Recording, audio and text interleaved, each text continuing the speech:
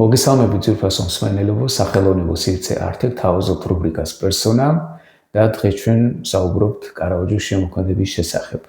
ეს უკვე ჩვენი მეორე გადაცემა, რომელსაც უთმობთ ამ მხატვარს, გამომდინარე იქიდან, რომ თემა საკმაოდ ვრცელია და დიდია, ჩვენ მოგვიწია ამ თემის დაყოფამ ორ ნაწილად.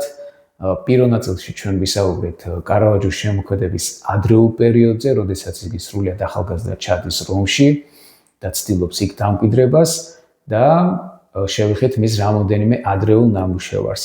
თუმცა ეს ნამუშევრები არ გახლავთ მისი მთავარი ნამუშევრები, აი სწორედ მთავარ ნამუშევრებზე ვისაუბრებთ დღეს.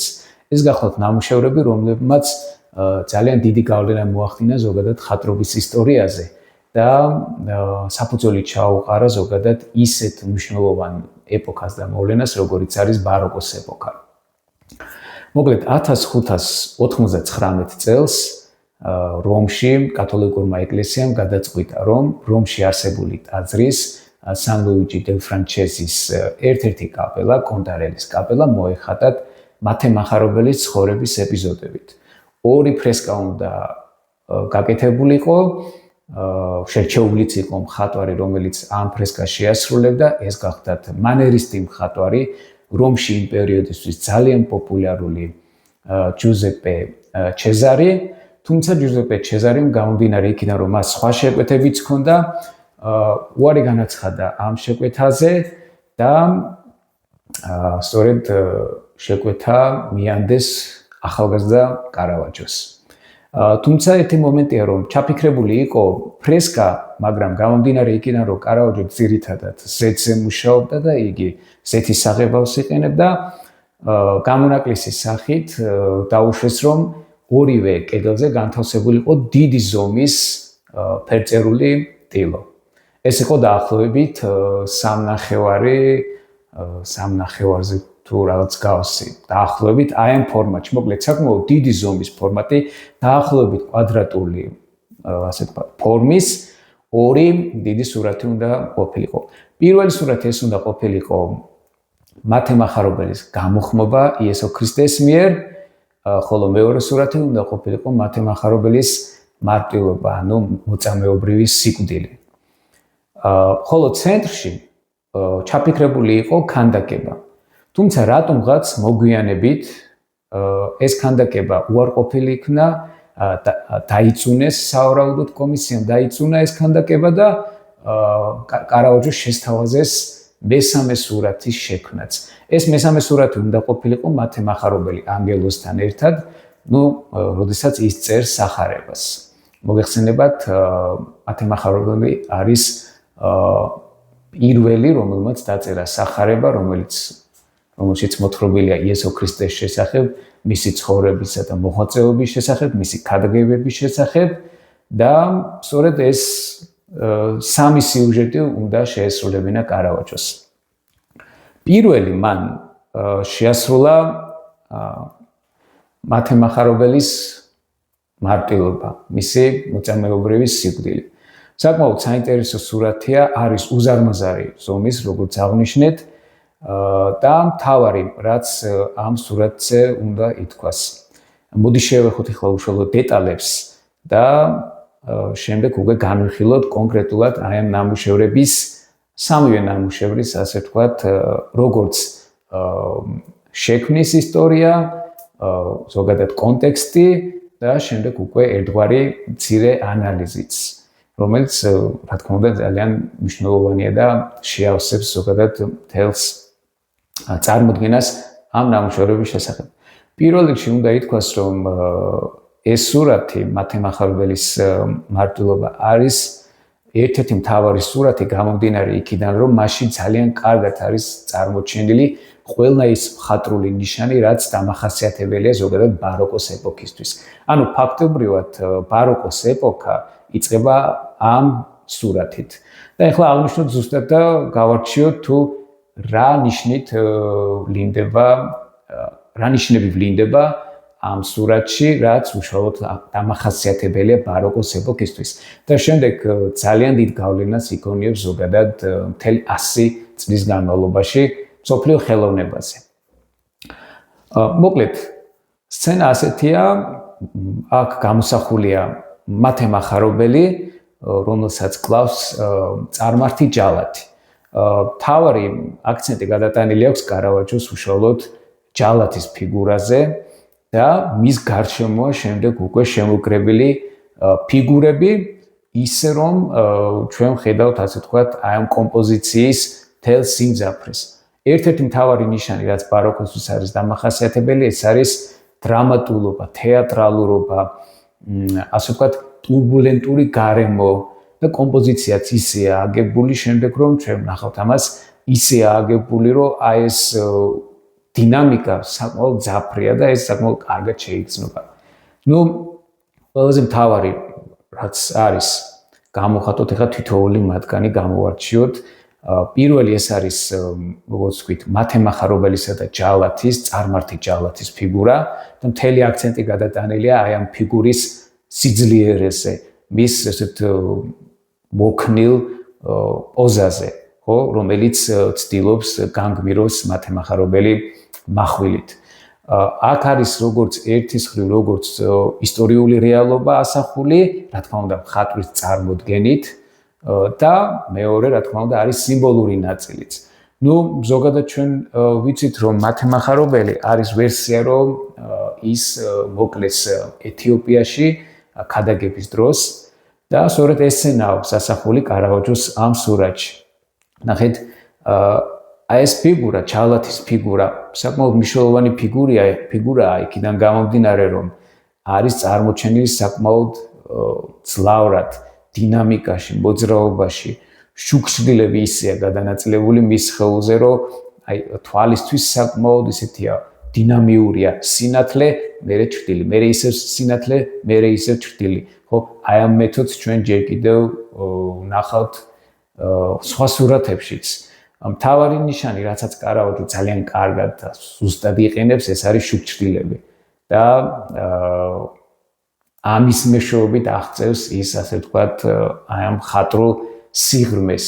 ეს სიახლე, სწორედ რაც კარავაჯო შემოაქვს თავის შემოქმედებაში და ზოგადად ამ მხატვრობაშიც არის შუქჭრდილების ესეთი მკაფიო მონაცვლეობა და ესეთი მკაფიო თამაში. აქამდე შუქჭრდილები როგორც ასეთი არ არის მხოლოდ ტონალური გრადაცია, თუნდაც იგივე ლეონარდოსთან, მიქელანჯელოსთან, რენესანსის ეპოქაში საკმაოდ ისეთი დამახასიათებელი ნიშანია, როდესაც მოცულობას ძენენ ფიგურას, რათა ფიგურა ჩანდეს, რომ ფიგურა არ არის ბრტყელი და არის მოცულობითი, ანუ უფრო მეტად მიუძღავსებული რეალობას.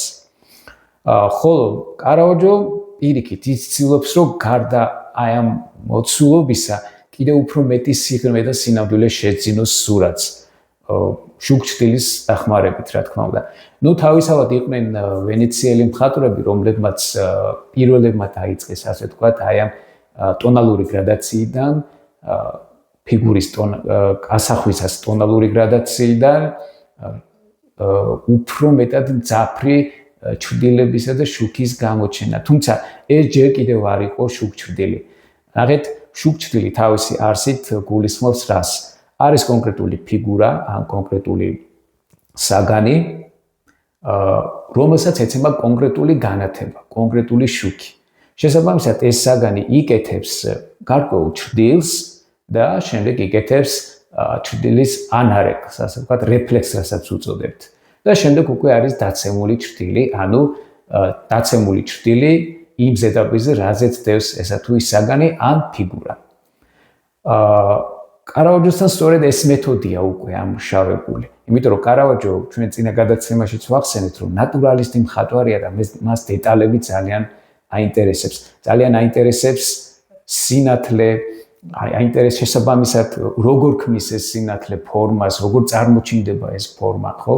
მით უმეტეს რომ ზეთის აღებავი ამის საშუალებას იძლევა, ანუ მასალაც თავისთავად ამის საშუალებას იძლევა და რაც თავარია კარავაჯოს გამომდინარე იქიდან, რომ აინტერესებს დეტალები და აინტერესებს დეტალების ნატურალისტურად გადმოცემა, ცხადია ის ცდილობს ასახოს რეალობას ზუსტად ისეთი, როგორიც ის არის. აი სწორედ აი ამ პრინციპსა და ამ სახვით, ასე ვთქვათ, საშუალებებს იყენებს კარავაჯო თავისი სურათების შექმნისას.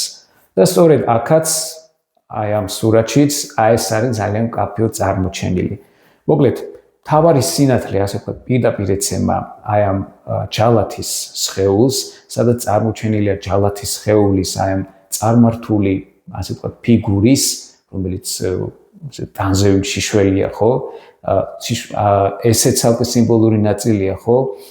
სიშიშვლე როგორც სილამაზე, როგორც ანტიკური სამყაროს ზოგადად ერთ-ერთი მთავარი ნიშანი, სადაც წარმოჩენილია ეს ცხოვრების, ყოფიერების სილამაზე, რომელიც შეიძლება მაცდუნებელი იყოს ადამიანისთვის და ცხადია აქ დაპირისპირება ერთის მხრივ ჩვენ გვაქვს მათემახარობელი,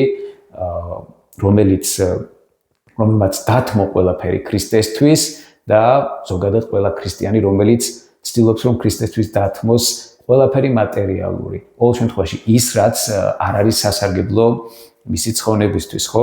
და აი ამას უპირისპირდება უკვე აი ეს ჯალათის სხეული, რომელიც ერთგვარი სიცოცხლის სიმბოლოა და მთელი სიმძლავრით, ასე ვთქვათ, ძალადობს ამ შემთხვევაში ძალადობს მათემახარობელზე, ხო?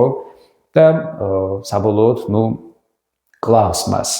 და ცხადია მთელი სიმძაფრე გადატანილი აქვს კარავაჯოს აი ამ ფიგურაზე. მის გარშემო აი ეს ფიგურები, რომლებიც განლაგებულნი არიან ირგვლივ, ხო? რაღაც უცნაურად იფანტებიან, აი როგორც ხუმბარა, რომელიც ფეთქდება, ხო? შუაგულიდან ფეთქდება და შემდეგ იშლება, ხო? აი ესე იფანტება ეს ფიგურები აი ამ, ასე ვთქვათ, ჯალათისა და მათემახარობელის ფიგურების გარშემო. რაც თავარი და მნიშვნელოვანია ასევე არის ის, რომ ძირითადად სურათი, ესეთი ბნელი სურათია, მუქ ფერებშია გადაწყვეტილი, სწორედ იმიტომ, რომ შუქჩრდილები ესე მკაფიოდ ჩანდეს და სინათლე ესე მკაფიოდ მეტყველებდეს, ხო? თავარი კიდევ. ნახეთ, როგორ წარმოაჩენს მათემახარობელსა და აი ამ სურათს კომპოზიციურად. აი ამ ორი ფიგურის გარშემო ესეთი წრიული, ასე ვთქვათ, წრე შეგვიძლია დავინახოთ და ფიგურები წრიულად არიან განლაგებულნი, აი კარგად დავაკვირდეთ თვითონ ეკრანზე გამოსულ, ასე ვთქვათ, სურათ სქემასაც, ნახეთ, აი ამ ორი ცენტრალური ფიგურაა და მათ გარშემო არიან შემდეგ უკვე აი ეს ფიგურები წრიულად განლაგებული და აი ამ დეტალებს საკმაოდ ყურადღებას აქცევს კარავაჯო, იმიტომ რომ ეს ყველაფერი ეხმარება მას შემდეგ კომპოზიციის აგებაში. და პლუს ამას ჩვენს გვეხმარება ეს ყველაფერი მის გაგებაში, ხო? ანუ მნიშვნელოვანია ჩვენ რომ სურათი ამოვიკითხოთ, კარგად გავიგოთ. და ამაში უკვე გვეხმარება ჩვენ ის ხერხები და ის მეთოდები, რომელსაც ვიყენებთ ზოგადად ნამუშევრის შეფასებისას. მეორე, გარდა აი ამ წრიული ფორმისა, ჩვენ აქ ხდება აი ესეთი ტიპის ჩახაზული სამკუთხედი და ოთხკუთხედი, რომლითაც ასე ვთქვათ, გაწყობილია უკვე კომპოზიციისა და ფიგურათა, ასე ვთქვათ, განლაგება, მათი პლასტიკა. აი დააკვირდით, ჯალათის ფიგურა, ეს მარცხენა ხელი და მათემახარობელის ეს დაცემული სხეული ერთ მხარეს ქმნის სამკუთხედის სახით, შემდეგ მათემახარობელი მთლიანად ეს მთელი ტანით და შემდეგ ფიგურა, რომელიც სურათის მარჯვენა ნაწილშია გამოსახული, აი ორ ხელზე, რომელიც არის დაყნობილი და შემდეგ ჯალათის მარჯვენა ხელი და მახვილი, რომელიც კიდევ ერთ გვერდს ქმნის. ანუ იქნება ერთგვარი სამკუთხედი. ხოლო ამის გარშემო, ამ ფიგურების გარშემო ერთგვარ ოთხკუთხედსაც ხედავთ. ნახეთ, აი ფიგურა, რომელიც სურათის მარცხენა მხარეს არის, ორი ფიგურა რო არის, ჭაბუკების შიშველი ფიგურები, ზურგით, რომელიც არის ჩვენგან ერთი ეს წერტილი, შემდეგ ეს მეორე წერტილი, რომელიც დაყრდნობილია ხელებით ფიგურას, შემდეგ ზემოთ აი ფიგურების ჯგუფი, სადაც არის განლაგებული, იქაც ეს უკვე მესამე კუთხე და მეოთხე კუთხე, ამ შემთხვევაში გამოდის ანგელოზის ფიგურა, რომელიც სურათის ზედა ნაწილშია წარმოდგენილი. ნახეთ, ოთხკუთხედში არის ჩახაზული შიგნით აი ეს სამკუთხედები და აი ამ ხაზებს თუ კარგად დაუკვირდებით, მიხვდებით აი კომპოზიცია კიდევ რა ტიპის, ასე ვთქვათ, ფორმაცია განლაგებული. სხვათა შორის, უნდა ითქვას, რომ ამ სურათის შესრულებისას კარავაჯომ იხელმძღვანელა სიქსტის კაპელის მოხატულობით მიქელანჯელოს, ასე ვთქვათ, ფრესკების მიხედვით, რადგან იქაც მიქელანჯელოსთან თუ გახსოვთ კარგად, არის ესეთი კომპოზიცია, ანუ ცენტრში გადმოცემულია კონკრეტული კომპოზიცია, ხოლო ამ კომპოზიციის გარშემო არიან გამოსახული შიშველი მამაკაცის შიშველი ჭაბუკების ფიგურები, ხო, სხვადასხვა პოზებში. ინუდი ქვიათ მათ, ასე ვთქვათ, შიშველი ფიგურები და აი თუ დააკვირდებით, ზუსტად იგივე კომპოზიციას იმეორებს მიქელანჯელოც. ოთხკუთხედში მას აქვს ჩახაზული კონკრეტული ცენტრალური, ასე ვთქვათ, ფიგურა. ამ შემთხვევაში იგულისხმება მათემახარობელისა და ჯალათის ფიგურა, ხო? აი თუ დააკვირდებით კარგად, აი შესაძლებლად თუ შეხედავთ, ნახავთ, რომ ზუსტად იმეორებს იგივე კომპოზიციას, თუმცა რა თქმა უნდა, უფრო რეალისტურია ფორმები, გარემოც უფრო რეალისტურია და რაც თავარია, სიღრმე და პერსპექტივა უფრო მკაფიოდ ჩანს. კიდევ ერთ-ერთი მთავარი თვისება, რაც ზოგადად ბაროკოს ეპოქის სურათს ახასიათებს, ესეც კარავაჯოსთან გვხვდება, ესე მკაფიოდ და მძაფრად, ეს არის დიაგონალები. აი კარგად დავაკვირდეთ ამ სქემას, ნახეთ, ორი დიაგონალია აქ ამ სურათზე, ესე მკაფიოდ გამოკვეთილი. ერთი დიაგონალი არის აი უკან მდგომი მამაკაცის ფიგურის ყველაზე სიღრმეში, რომელიც არის აი ამ ფიგურის პორტრეტი, შემდეგ მოყვება ესე დიაგონალი ჯალათისა და მათემახარობელის ხელებს და გადმოდის ქვემოთ. ეს ერთი დიაგონალი და შემდეგ მეორე დიაგონალი, რომელიც ესე ჯვრის ფორმის, ასე ვთქვათ, რაღაც დიაგონალს ქმნის, ხო? ნახეთ, და მეორე დიაგონალი ეს არის ანგელოზის ფიგურა, რომელიც აი ეს ხაზიც გადმოდის ჯალათის მარჯვენა ხელზე და გადადის უკვე ქვემოთ სურათის მარჯვენა კუთხეში მდგომი ფიგურისკენ. აი ეს ორი დიაგონალია ასევე გამოყენებული და ზოგადად დიაგონალები ბაროკოს ეპოქაში ერთ-ერთი მთავარი, ასე ვთქვათ, ნიშანია. იმიტომ რომ ეს ეხმარებოდა მხატვრებს, ასე ვთქვათ, დინამიკის, აი ამ ქაოტურობის, ასე ვთქვათ, გადმოცემას. ამას კიდე ცალკე დაუბრუნდებით და ვახსენებთ თუ რა სიახლე შემოიტანა კარავაჯომ და რითია ზოგადად ბაროკო დამახასიათებელი მხატვრულად და რითი განსხვავდება ის რენესანსის ეპოქისგან. თუმცა მანამდე მოდი ჯერ დავასრულოთ ამ სურათზე მსჯელობა და საუბარი. ეხლა დააკვირდით ერთ დეტალს, ნახეთ, ჩვენ ვახსენეთ, რომ ნებისმიერ სურათში ზოგადად არის ერთგვარი ხაზები, მთავარი ხაზები, რომელიც ქმნის ერთგვარ ატმოსფეროს და ერთგვარ მთავარ, ასე ვთქვათ, დინამიკას სურათში.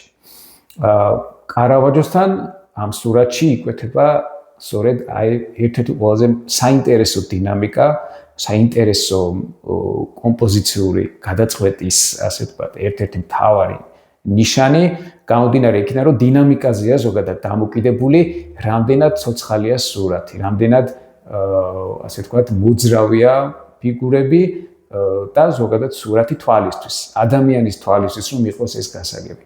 აი ნახეთ, რას გულისხმობ, ზოგადად ყველაზე მეტად დინამიკას, როდესაც ქმნის მხატვარი, ყოველთვის იყენებს ისეთ საგნებს, ყოველ შემთხვევაში აკადემიურ ნახატში, აკადემიურ სურათში და ზოგადად მხატვრობის ისტორიაში, ყოველთვის იყენებს დინამიკისთვის ცოცხალ არსებებს, ხო? შეიძლება იყოს თქვა ფრინველები, ცხოველები ან ადამიანები თავისთავად, ხო? და ესენი ქმნიან ზოგადად სწორედ დინამიკას. და დანარჩენი საგნები და ფიგურები შეიძლება იყოს, ნუ, ესეთი სტატიკური. რა თქმა უნდა, გულისხმობ უფრო ტრადიციულ ფერწერას და არა ვთქვათ, თუნდაც მე-20 საუკუნის ავანგარდულ პერიოდს, ხო? რადგან აქ უკვე იცვლება ბევრი რამ, იცვლება ზოგადად ხატრობის მიდგომები და ამ შემთხვევაში თუნდაც შეგვიძლია გავახსენდეს კანდინსკი, ან შეგვიძლია გავახსენდეს მალევიჩი, ან გარკვეული ტიპის აბსტრაქტული ნამუშევრები, სადაც ადამიანები და თქვა ცოცხალი არსებები ან საგნები არ არის გადმოცემული რეალური სამყაროს, ასე თქვა, რეალურ სამყაროში არსებული, ხო? მაგრამ სხვადასხვა ფიგურებია, სხვადასხვა აბსტრაქტული, თქვა, ფორმებია გადმოცემული და ისინი ქმნიან უკვე იქ დინამიკას და აი ამ ხატრულ პრინციპებს და აი ამ, ასე თქვა, მიდგომებს შეგვიძლია იქაც შევხვდეთ. თუმცა იქამდე, როდესაც ჩვენ საუბრობთ, თქვა, აი ბაროკოს ეპოქაზე, აქ, რა თქმა უნდა, მთავარი არის ადამიანი, მთავარი არის ადამიანის ფიგურა, მოძრაობა და დინამიკა. ხო და სწორედ აი ამ მსჯელობას მივკვეთებ. აი ნახეთ, სიცოცხლეს და ასე ვთქვათ, აი დინამიკას ყოველთვის ქმნის ადამიანის ფიგურა, მათი მოძრაობა, ხო?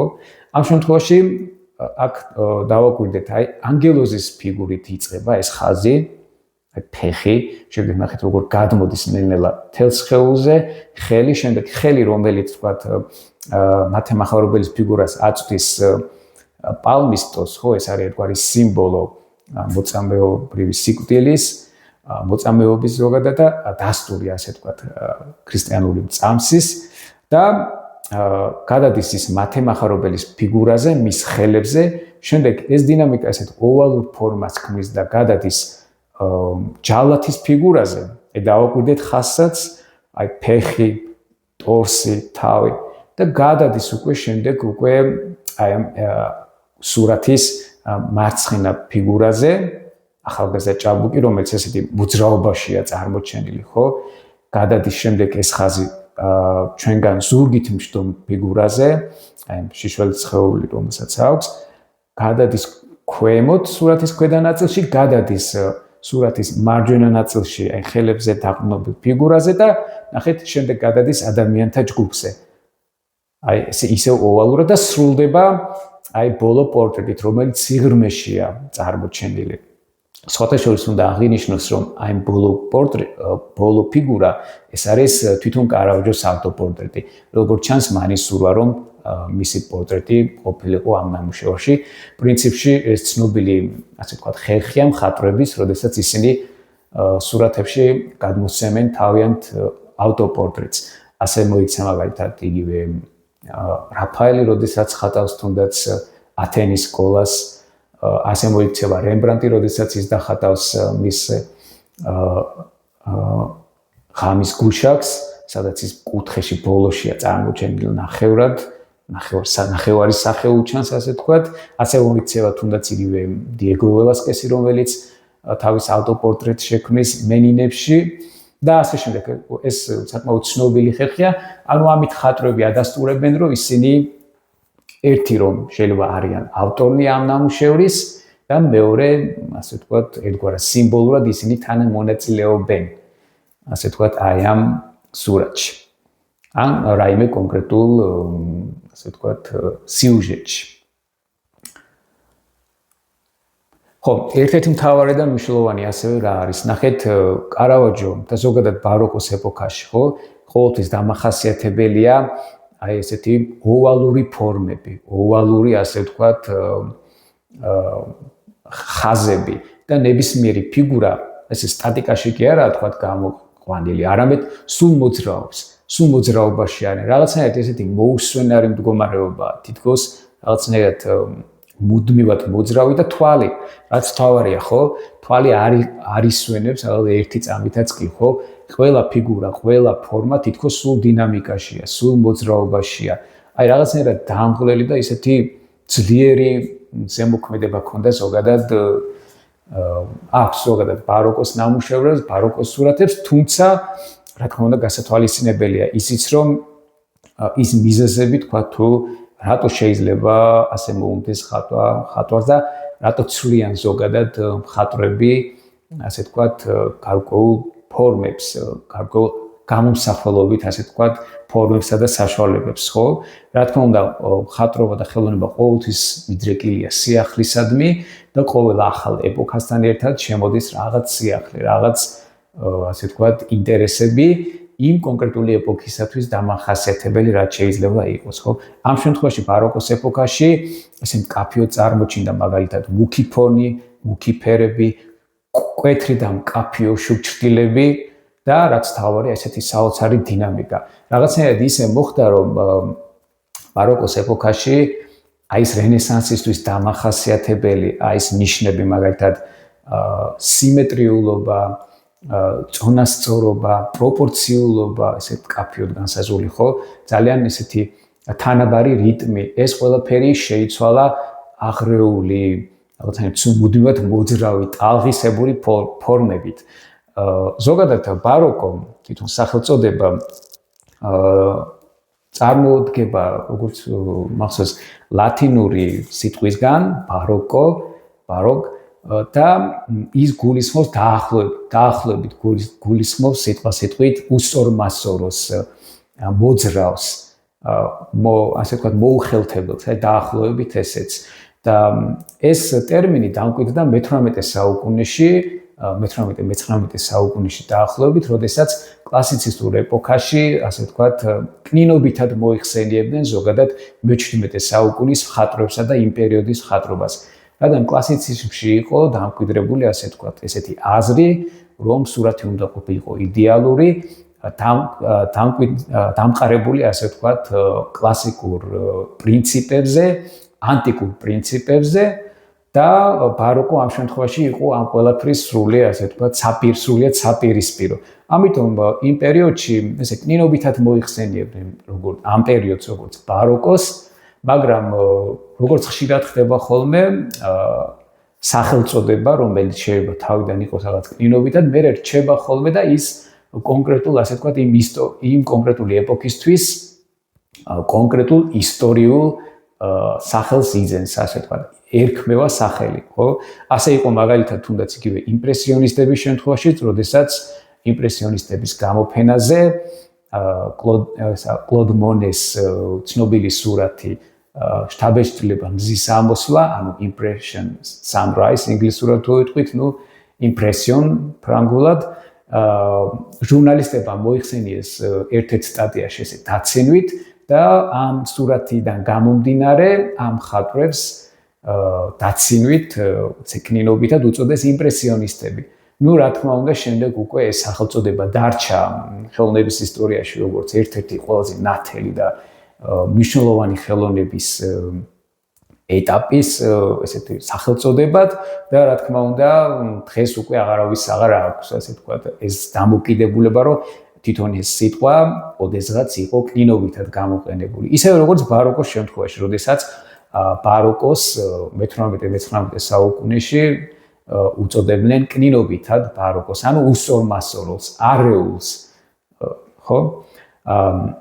დღეს უკვე, რა თქმა უნდა, ამ ეპოქებს უკვე მოიხსენიებთ ამ კონკრეტული სახელწოდებებით, შესაბამისად, აქ უკვე არანაირი კნინობითი, ასე ვთქვათ, არ შეიძლება რომ რაღაც კნინობითად მოიხსენიებთ. რაც შეეხება უშუალოდ ბაროკოს, ის იყო ერთგვარი გაგრძელება რენესანსის შემდგომი ეპოქისა, როდესაც ეგრეთ წოდებული რაღაცა გარკვეული პერიოდით არსებობდა მანერიზმი. ანუ ეს რა იყო? ეს იყო ერთგვარი რეაქცია რენესანსის ეპოქაში არსებული გარკვეული მხატვრული პრინციპების საწინააღმდეგოდ. როდესაც მხატვრები ცდილობდნენ, რომ ეს ორსაუკუნოვანი, ასე ვთქვათ, რენესანსის ორსაუკუნოვანი დამკვიდრებული ეს მხატვრული პრინციპები რაღაცნაირად გარდაექმნათ, რაღაც სიახლე შეეტანათ. და შესაბამისად გამოვიდა ისე, რომ ამ ყველაფერმა მიიყვანა უკვე ბაროკომდე, ბაროკალურობამდე გამოსახვის აი ამ ფორმამდე. ანუ სადაც ყველაფერი მოძრავია, ყველაფერი დინამიურია და თვალი ერთი წუთითაც არ ისვენებს, რაღაცნაირი ესეთი მოუსვენარ გარემოს ქმნის და ყველაზე მნიშვნელოვანი და საინტერესო რა არის, რომ მხატვარით სწორედ ესეთი შეხვდა და სწორედ ესეთი მხატვრით იწყება, ასე ვთქვათ, ბაროკოს ეპოქაც. გულისხმობ ცხადია კარაოჯოს, რომლის ცხოვრება და შემოქმედებაც რაღაცნაირად თან არსებობს, რაღაცნაირად ერთმანეთს ავსებს და თუ ჩვენ საუბრობთ მის შემოქმედებაზე, არ უნდა გამოგჩნდეს მისი ბიოგრაფია. ამაზე კიდევ ცალკე უფრო დეტალურად ახლა გავშლით და ვისაუბრებთ, იმიტომ რომ ფაქტიურად მისმა ბიოგრაფიამ განსაზღვრა ეს სტილი. რომ არ ყოფილიყო მისი ცხოვრება და ბიოგრაფია ასეთი მძაფრი და შინაგანი მდგომარეობა, ასე ვთქვათ, ამ მხატვრის არ ყოფილიყო ესეთი ფეთქებადი, ცეცხლოვანი, რაღაცნაირად ესეთი მოუსვენარი, ვერ იქნებოდა მისი მხატვრობაც ესეთი, იმიტომ რომ არ დაგვაუწყდეს, რომ ნებისმიერი ხელოვნება არის მხატვრის, კონკრეტული ინდივიდის, კონკრეტული ადამიანის, ასე ვთქვათ, ერთგვარი გამოვლინება. ის რაც ჩვენ შიგნით არის და რაც ჩვენ შიგნით იწვის, ხო, ასე ვთქვათ, ეს ყველაფერი მერე გამოდის სწორედ ხელოვნების სახით, ხო? ვიღაცები თქვათ ახერხებენ მოტყუებას, რა თქმა უნდა და ფარავენ იმ თავის რეალურ სახეს და საერთოდ არ ეკჩნება თქვათ მის შემოქმედებას ეს მისი ბულქარი შინაგანი მდგომარეობა, ხო? მაგალითად. მაგრამ ვიღაცებს პირიქით გამოაქვთ გარეთ. აი კარავაჯო სწორედ არის მხატვარი, რომელიც არ ტოვებს შიგნით, ასე ვთქვათ, არ იტოვებს შიგნით აი ამ ემოციებსა და აი შინაგან მდგომარეობას და პირიქით ცდილობს რომ სურათში ეს გადმოქცეს. და თავისთავად ცხადია, ძალიან კარგად აქვს ეს ყველაფერი მას გააზრებული და ძალიან ზუსტად და სწორადაც გადმოსცემს თავის ასე ვთქვათ მდგომარეობას.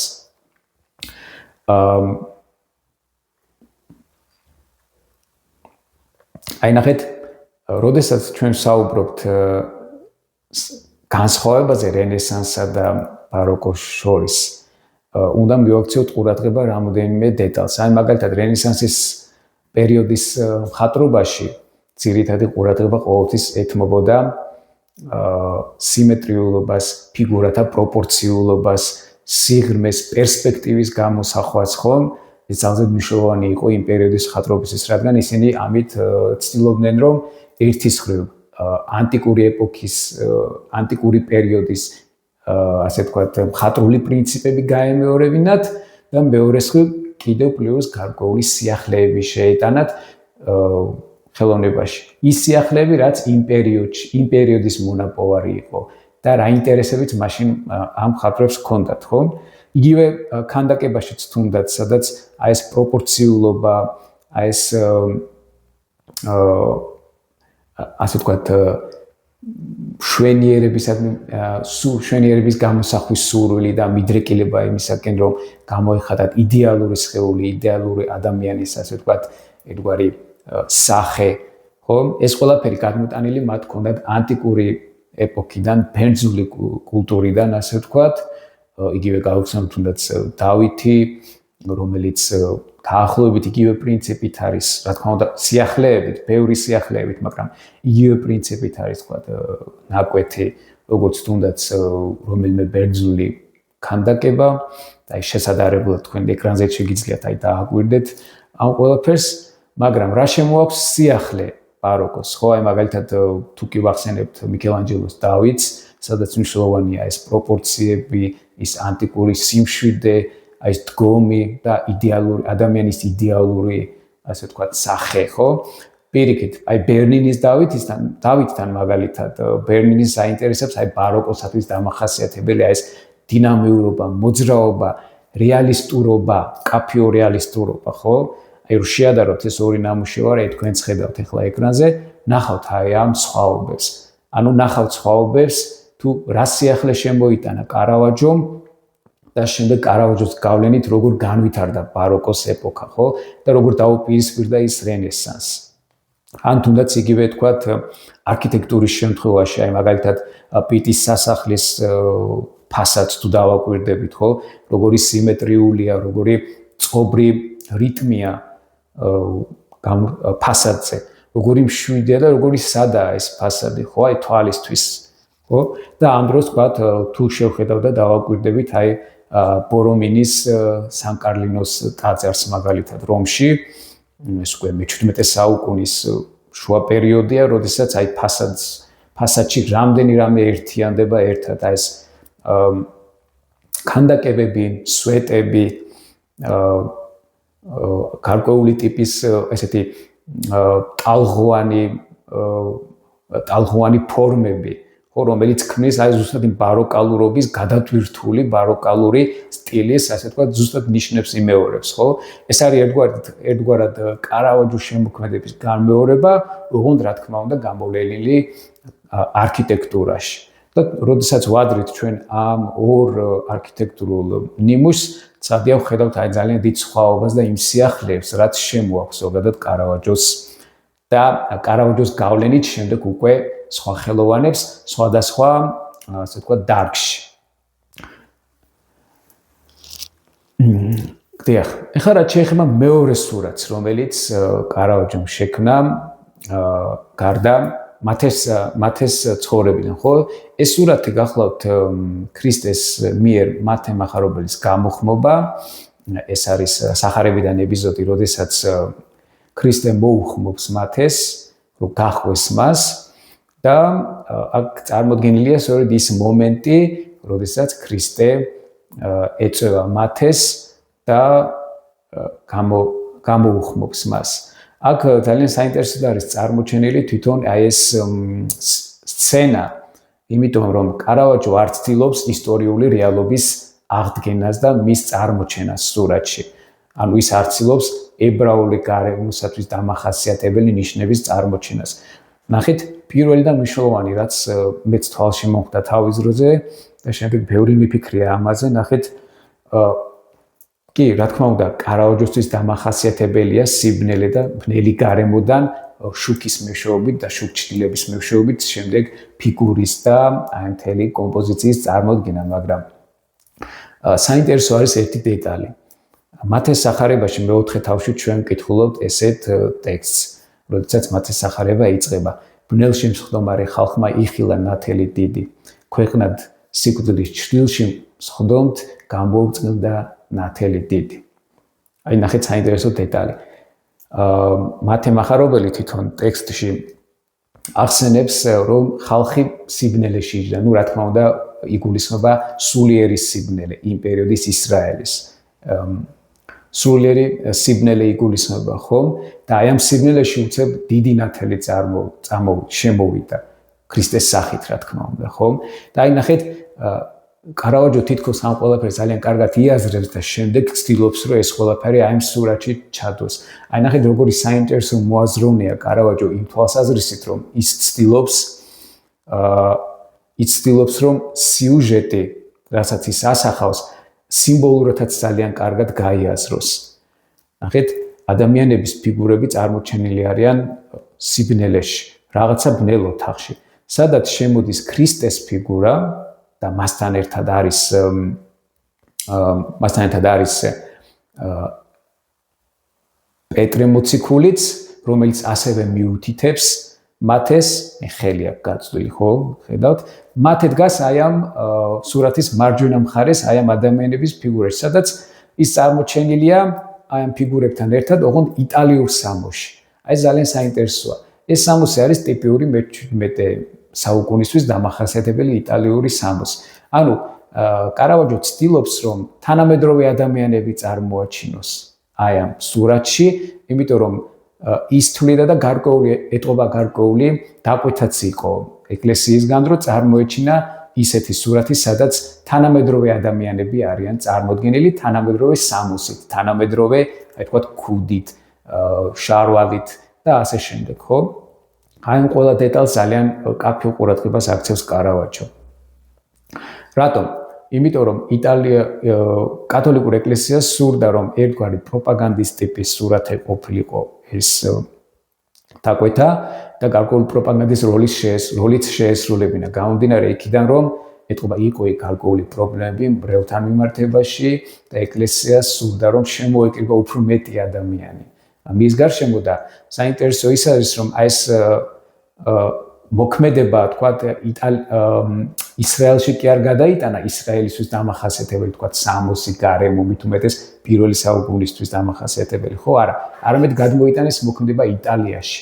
ანუ თანამედროვე იტალიელებს მოუწოდებს კარავაჯო ამ სურათით და ამ სურათით, რა თქმა უნდა, თვითონ ეკლესიაც. მაგრამ ნახეთ, როგორ არის გადაწყვეტილი ეს ყველაფერი.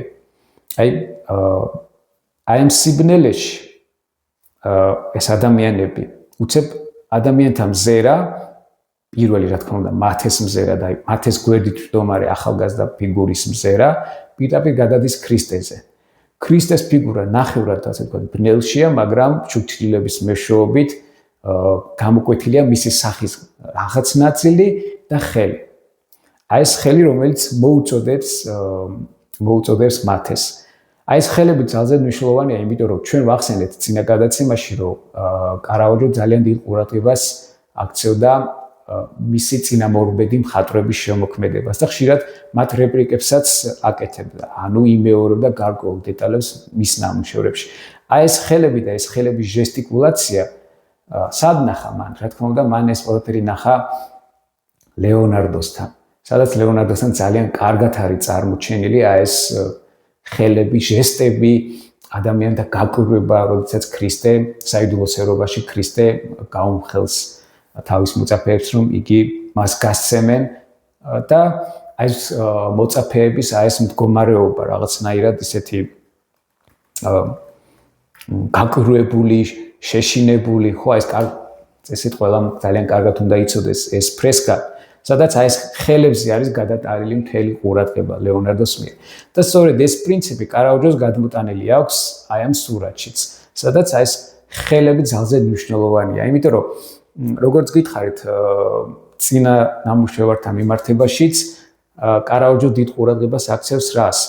და მან ძალიან კარგად იცის, რომ უსულო საგნებით იქნება ერთგვარი გარემო და სიტუაცია, ხო, მაგრამ სიცოცხლის და დინამიკას ძენს ყოველთვის ადამიანის ფიგურა, ადამიანთა სხეულები, ადამიანთა, ასე ვთქვათ, დინამიკა და მოძრაობა.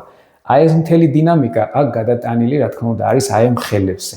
ნახეთ, როდესაც აი ეს მთავარი ხაზი, ასე ვთქვათ, კომპოზიციური მთავარი ხაზი იწყება აი რაღაც რო დავაკვირდეთ, აი კიდურებს და ხელებს იწყება აი იმით წმინდა პეტრეს ფეხებით, შემდეგ გადადის იგი ხელებზე, შემდეგ ქრისტეს ხელებზე გადადის, შემდეგ გადადის აი ეს ხაზი ახალგაზრდა ჭაბუკის პორტრეტზე, შემდეგ მათეს ხელზე, რომელიც ესა გულზე აქვს მიბჯენილი, ხო? ამით ამბობს, რომ მე მეუბნები, ანუ მე მომიწოდებ, ეს ძალიან საინტერესო დეტალი და ნიუანსია სხვათა შორის. შემდეგ ეს ხელი გადადის აი ამ დანარჩენ ფიგურებზე და საბოლოოდ უკვე სრულდება ეს ხაზი აი ამ ჩვენგან ზურგით მჯდომარე ადამიანის, ასე ვთქვათ, ფიგურაზე, რომელიც რაღაცნაირად ეს პატარა მომენტშია წარმოჩენილი, როდესაც ის უნდა წამოდგეს, რაღაც აი ამ პატარა ეპიზოდში თითქოს, ხო?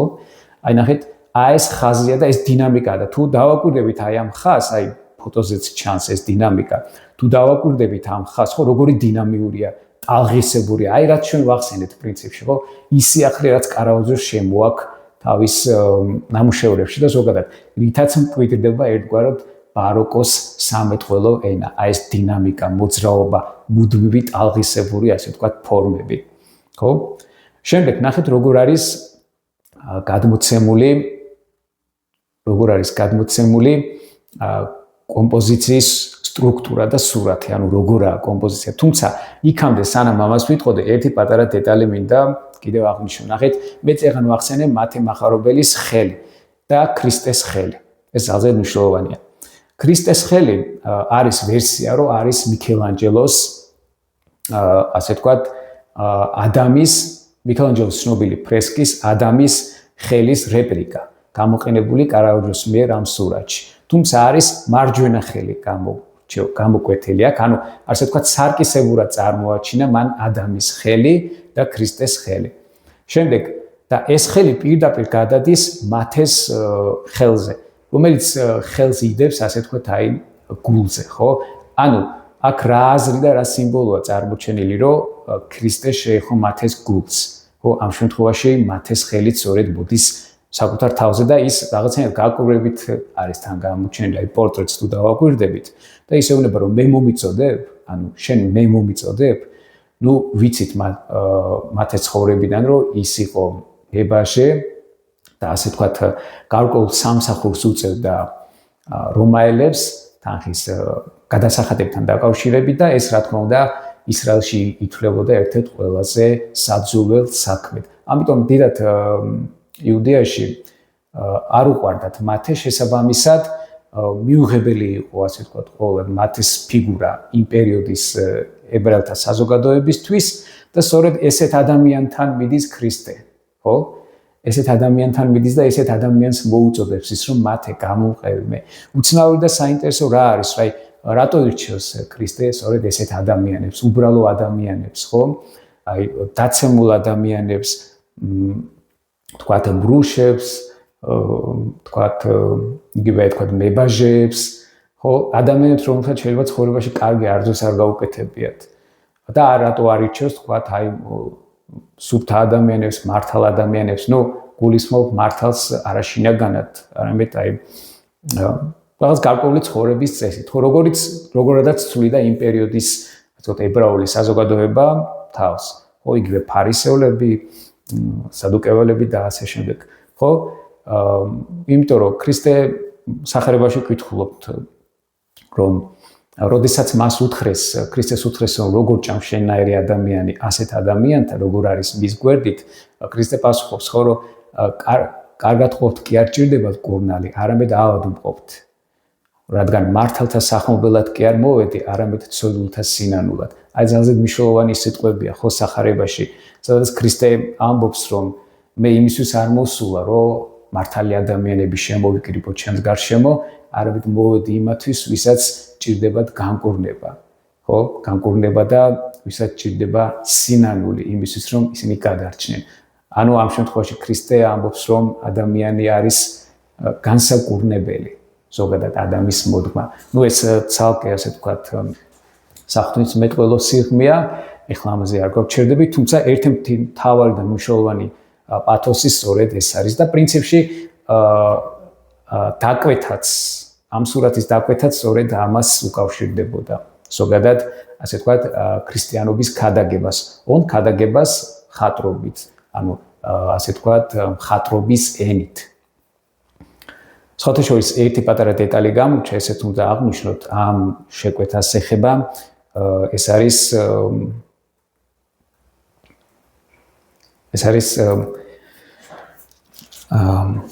მათე მახარების მარტვილობაში, სადაც წარმოჩენილია ეს ჯალათის ფიგურა, ხო?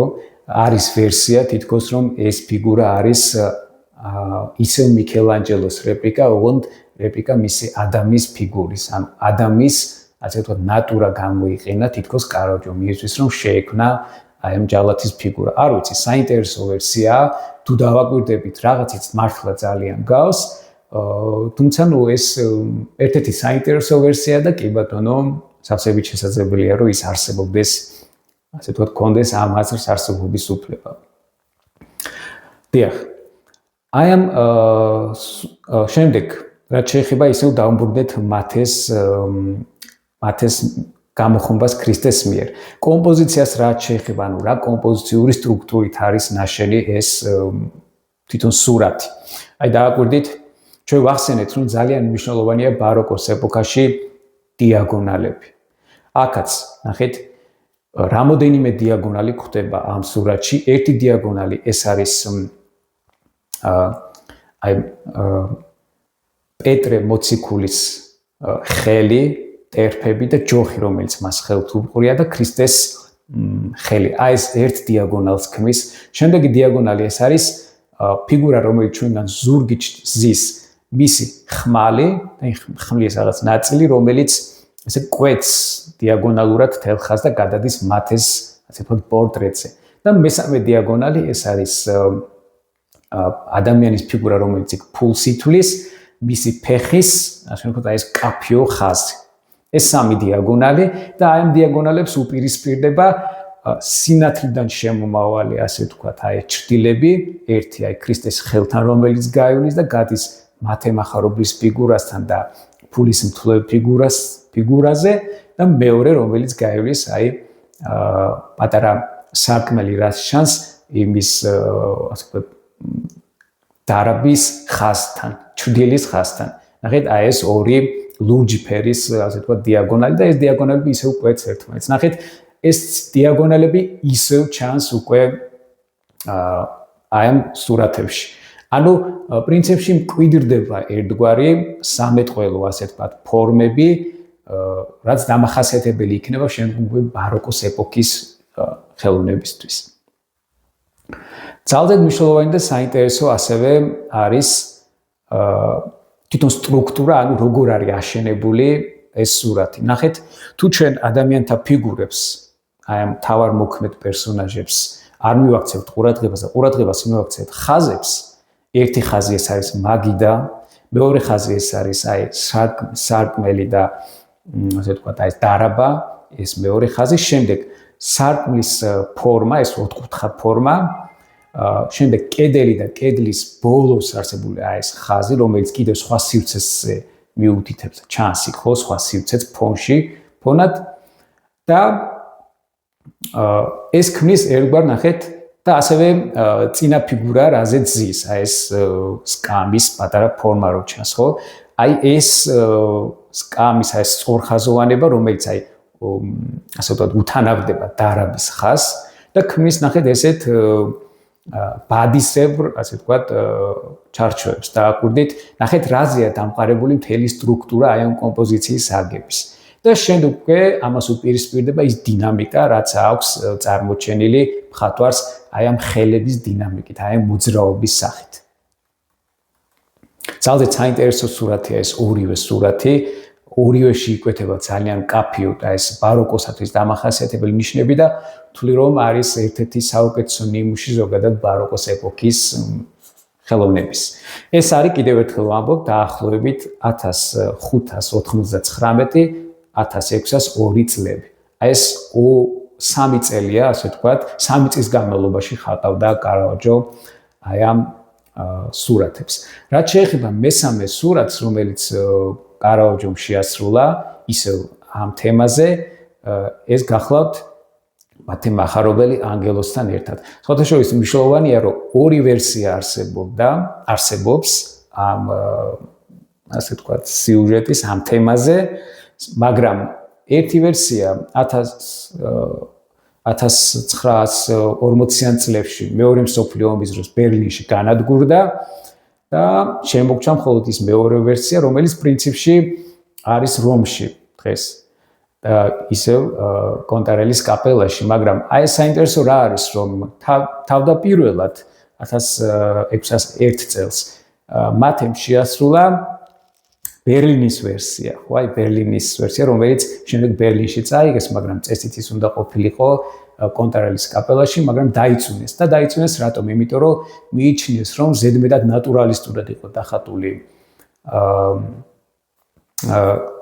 მათეს ფიგურა, იყო საკმაოდ ტლანქად დახატული და რაც თავარია, აქ ანგელოზი თითებით უსწორებს მათეს, ასე ვთქვათ, იმას თუ რა დაწეროს და როგორ დაწეროს და კომისიამ მიიჩნია, რომ ეს საკმაოდ ნატურალისტური იყო, არ შეესაბამებოდა სიმართლეს და პლუს თან მათე მახარებელი გამოყვანილი იყო რაღაცნაირი ჯმუხი ფიგურა და როგორც ჩანს, მაინც დიდად არ მოეწონათ ეს სურათი.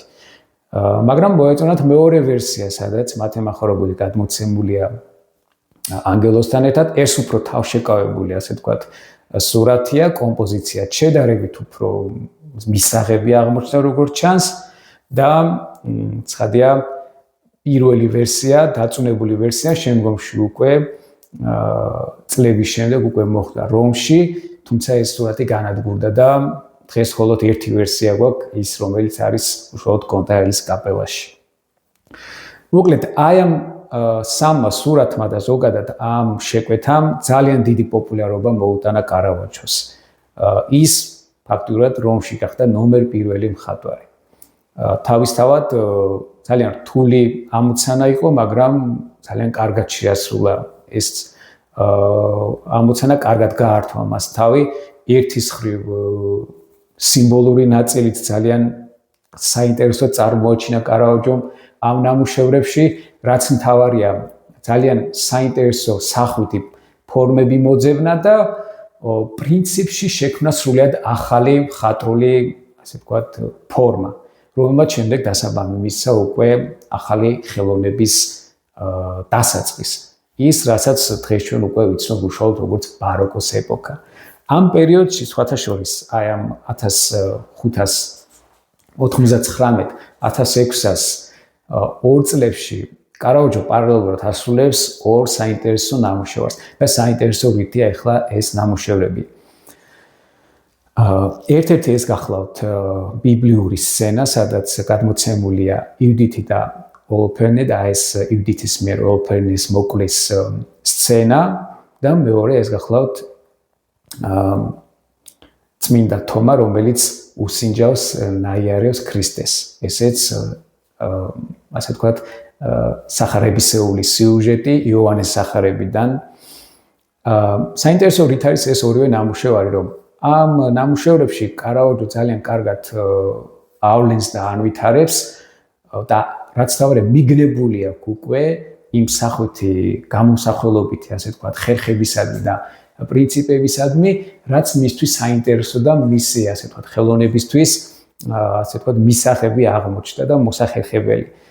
ეს არის, რა თქმა უნდა, თავარი, ეს არის შუქჩილების გადანაწილება და შუქჩილების გადანაწილება ესე ცოცხლად და მკაფიოდ, რომ ფიგურას პლუს ნატურალისტურს ხდის და ფორმას, რასაც წარმოაჩენს, ნატურალისტურს ხდის, შემდეგ დინამიკა და მოძრაობა, რომელიც ესე მკაფიოდ კარგად აქვს წარმოჩენილი ამ ორივე სურათში და რაც კიდევ მნიშვნელოვანია, ეს არის ნატურალიზმი, საოცარი ნატურალიზმი, რომელსაც აღწევს ამ სურათებში და დრამატულობა. ხო, ესეც ცალკე მნიშვნელოვანია, იმიტომ რომ დრამატულობა, თეატრალურობა და ეს მოძრავი, турბულენტური, ასე ვთქვათ, გარემო მუდმივად თან ახლავს კარავაჯოს შემოქმედებას და სწორედ ამის გავლენით ის უკვე ხდება ბაროკოს ეპოქის მთავარი მახასიათებელი ნიშანი, ხო?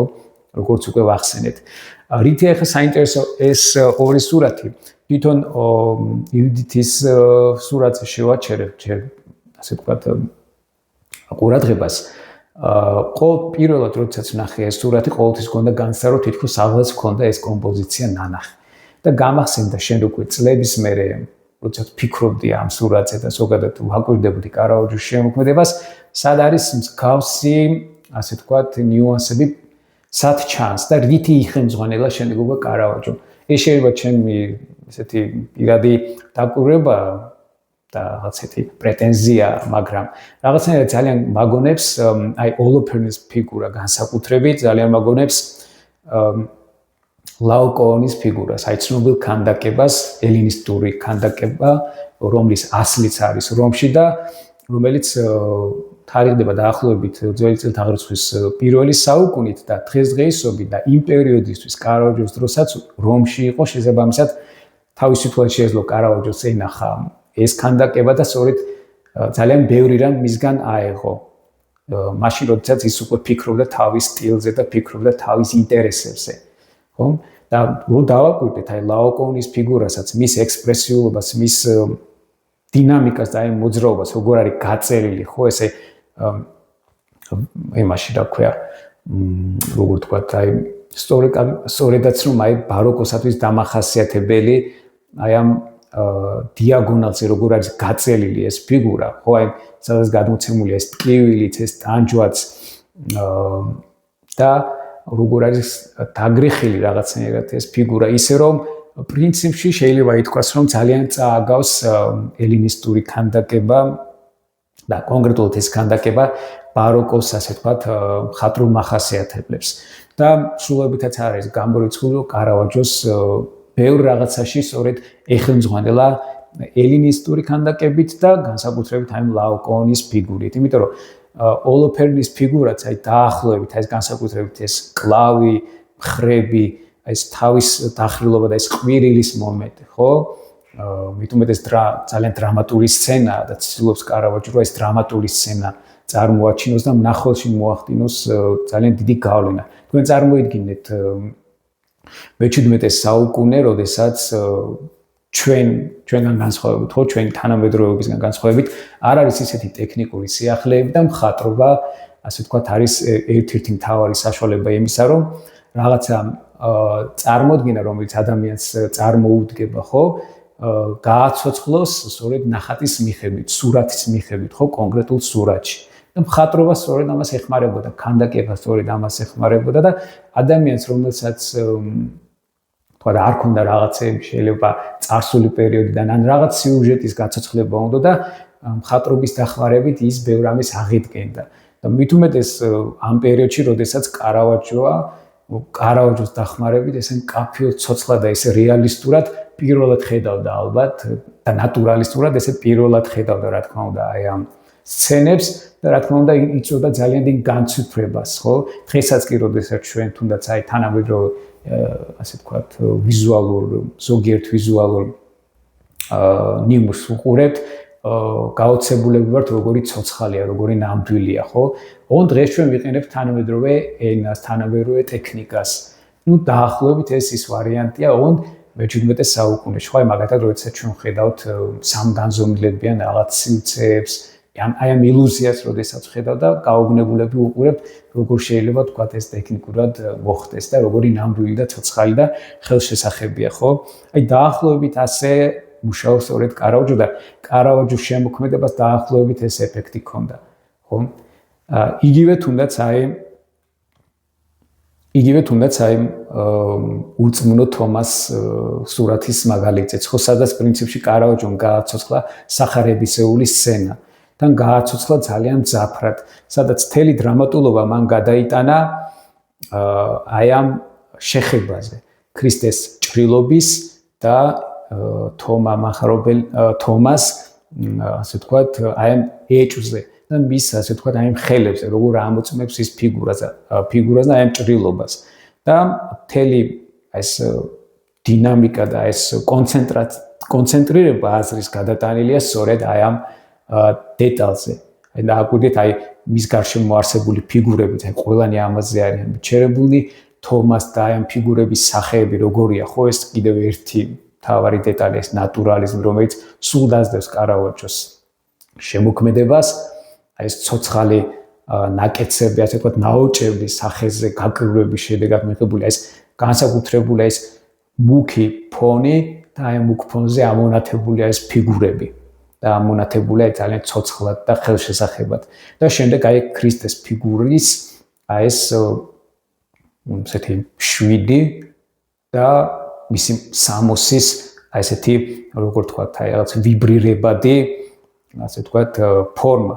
ეს ძალიან მნიშვნელოვანია, იმიტომ რომ მსგავსი ტიპის აი ესეთ შკალისებურ ვიბრაციას, ესე კვეთრ, მკაფიო, ესე ტეხილ ხაზებს კარავაჯო ასევე გვთავაზობს, ჩვენ წინა გადაცემაში ვისაუბრეთ, მაგალითად კარტის მოთამაშეებში, სადაც აი ეს მონაცვლეობითი ხაზები, ესეთი რკალისებრი ხაზები ფიგურათა ტანსაცმელზეა წარმოჩენილი და ერთგვარ დაძაბულობას და ერთგვარ რაღაც ესეთ დინამიკას ქმნის, დაძაბულობის დინამიკას, ასე ვთქვათ, ხო, როდესაც ძალიან მკაფიოდ ხდება თვალს, არა რბილი გადასვლები, ესეთი ტალღოვანი, არამედ ესეთი ტეხილი, მკაფიო გადასვლები და ფორმები. განსაკუთრებით ხატრობაში, ხო, აი ჩვენ შეგვიძლია გავახსენდეს რაღაცით აი ფუტურისტული ნამუშევრები, სადაც აი ეს ვერტიკალები, აი ეს ტეხილი ხაზები ძალიან მკვეთრად ხდება თვალს და ძალიან მოქმედებს თვალზე, ხო? სად რბილი და ესეთი მშვიდი გადასვლა ტალღისებრი და სად ესეთი მკაფიო და ტეხილი ხაზები, ხო? რა თქმა უნდა, თვალს ძალიან მძაფრად ხდება. და კარავაჯოს შემოქმედებაში და კარავაჯოს ცხოვრებაში ზოგადად ხდება ძალიან დიდი ტრაგედია და დიდი გარდატეხა. ყველაფერი ჩვენ რაც ვისაუბრეთ ახლა მის შემოქმედების აი ამ 2-3 სურათზე და რა თქმა უნდა არის ერთი ნაწილი კარავაჯო ცნობილი პიროვნებაა რომში, ცნობილი მხატვარია, ასე ვთქვათ, და ხდება ესეთი რამე. კარავაჯო აი ამ თავისი შემოქმედების პიკში აღმოჩნდება ძალიან დიდ გაუგებრობაში, ხდება ხოლმე რა თქმა უნდა ადამიანის ცხოვრებაში, როდესაც ყველაფერი ისე წარიმართება, რომ უბრალოდ უძლური ხარ. კარავაჯო რომში ერთ-ერთი ასე ვთქვათ კამათის დროს, როგორც ვიცით, როგორც ამბობენ დაახლოებით 1606 წელს, დაახლოებით 1606 წელს შემთხვევით თუ განძრახდო იმ მომენტში რაღაც ესეთ აფეთის მდგომარეობაში ბრაზისგან, ჭუბისგან მოკლავს ადამიანს რანუჩო ტომასონის იყო ესეთი, ასე ვთქვათ, რომაელი, ასე ვთქვათ, მოქალაქე, ასე ვთქვათ, იმ პერიოდის რომაული უბნების ერთ-ერთი ჭყალებში განგსტერი, რომელიც შემოაკვდება კარავაჯოს, ან შეიძლება განძრახ კლავს, ეს ზუსტად არ ვიცით და კარავაჯო იძულებულია რომ გაიქცეს. კარავაჯო იძულებულია რომ გაიქცეს რომიდან, იმიტომ რომ მასია გამოცხადებული, ასე ვთქვათ, ძებნა, ის ბრალდებულია ადამიანის მკვლელობაში და ტომასონების ოჯახი დაძდევს მას მოსაკლავად, ანუ ასე ვთქვათ, შურისაძიებლად და იძულებულია კარავაჯო რომ გაიქცეს. ეხლა საინტერესო რა არის, ხო? მიუხედავად იმისა, რომ საკმაოდ ფეთქებადი და რთული ხასიათის ადამიანი იყო, ცხადია წარმოუდგენელი, ასე ვთქვათ, რთული არ არის იმის დაჯერება, რომ ის ამის ჩამდენი იყო, ის ამას გააკეთებდა, გამომდინარე იქიდან, რომ ხშირად აი ფეთქებად ადამიანებს აფექტის მდგომარეობაში ხშირად ახასიათებთ ხოლმე მსგავსი ტიპის გამოვლინებები, როდესაც ბრაზდებით ზოგადად ადამიანები შეიძლება ძალიან ცუდად წარმოვაჩინოთ ჩვენი თავი და შემდეგ ძალიან ბევრი ვინანოთ ამის გამო, ხო? ნუ ვიღაცებმა შეიძლება არ ინანონ, თქვათ, მაგრამ ადამიანი ხშირად ნანობს, განსაკუთრებით ისეთ ასე ვთქვათ, შედეგს, როდესაც საუბარი გვაქვს სიკვდილზე, როდესაც ჩვენი მიზეზით ადამიანი კვდება, მით უმეტეს, როდესაც ჩვენ კლავთ ადამიანს, ხო? ვისაც ეს გამოგვიცდია, ვიცით, რომ ძალიან რთულია. თუნდაც ადამიანისთვის შევარაცხობის მიყენება, ადამიანის დაჩავრა და შემდეგ ნანობთ ხოლმე ამას შემთხვევაში. და კარაოჯო, რა თქმა უნდა, სინდისიანი ადამიანია და მას ეს სინანულის მდგომარეობა ჰქონდა. და ეს სინანულის მდგომარეობა მას შემდგომში მთელი შემოქმედების, დარჩენილი შემოქმედების პერიოდში მუდმივად გაყვება. და ვახსენებთ ორ ნამუშევარს და ამით დავასრულებთ დღეს საუბარს კარაოჯოს შემოქმედებაზე, ზოგადად აი ამ მხატვარზე. პირველი ხო, როდესაც კარაოჯო გარბის რომიდან, ის აღარ ბრუნდება უკვე რომში, იმიტომ რომ მასზე გამოცხადებულია ძებნა.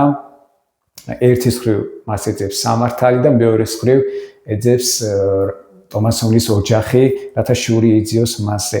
ამიტომ იძულებულია კარაოჯო, რომ გაიქცეს, იგი ჯერ გადის სამხრეთ იტალიაში, რომელიც ესპანეთის, ასე ვთქვათ, გავლენების ქვეშ არის და იქ რომის იურისდიქცია არ ვრცელდება, ის ჯერ გადის ნეაპოლში, შემდეგ იქიდან გადადის მალტაში და იქაურ ორდერს, ასე ვთქვათ, უერთდება ალოფ ვენიაკური, ეს გახლავთ ფრანგი წარმომავლობის მალტელი, რომელიც იყო წმინდა იოანე ნათლისმცემლის ორდენის დიდი მაგისტრი, ასე ვთქვათ.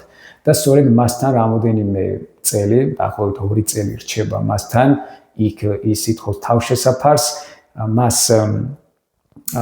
ორდენის წევრად არ მიიღებენ, მაგრამ ასე ვთქვათ, ძმის სტატუსს აძლევენ, ანუ მას მოიხსენებენ როგორც ფრა მიკელე, ანუ ძმა მიკელე. მაგრამ როგორც ასეთ ესე ოფიციალურად ის ორდენის წევრი არ გამხდარა და სწორედ აქ მალტაზე ის ქმნის ერთ-ერთ მის მნიშვნელოვან ნამუშევარს, ძალიან დიდ ნამუშევარს, დიდი ზომის ნამუშევარს და დიდ ნამუშევარს თავისი მნიშვნელობითაც, რა თქმა უნდა. მაგრამ საინტერესო რა არის, რომ ეს ნამუშევარი არის ერთგვარი კარავაჯოს მანიფესტი იმაზე, რომ იგი ძალიან დიდ სინანულშია. ჩვენ ერთი რამე არ უნდა გამოგჩეს, რომ კარაოჯო არის კათოლიკური ეკლესიის, ასე ვთქვათ, შვილი, ის ქრისტიანი ადამიანი და თავისთავად მიუხედავად იმისა, რომ მის ცხოვრებაში ასეთი ბევრი ლაფსუსები და ასეთი რთული პერიოდია, მიუხედავად ამისა, ის ბოლომდე რჩება ქრისტიანად და მის შემოქმედებას პრინციპში ეს გასდევს, ეს ქრისტიანული ხაზი, ხო?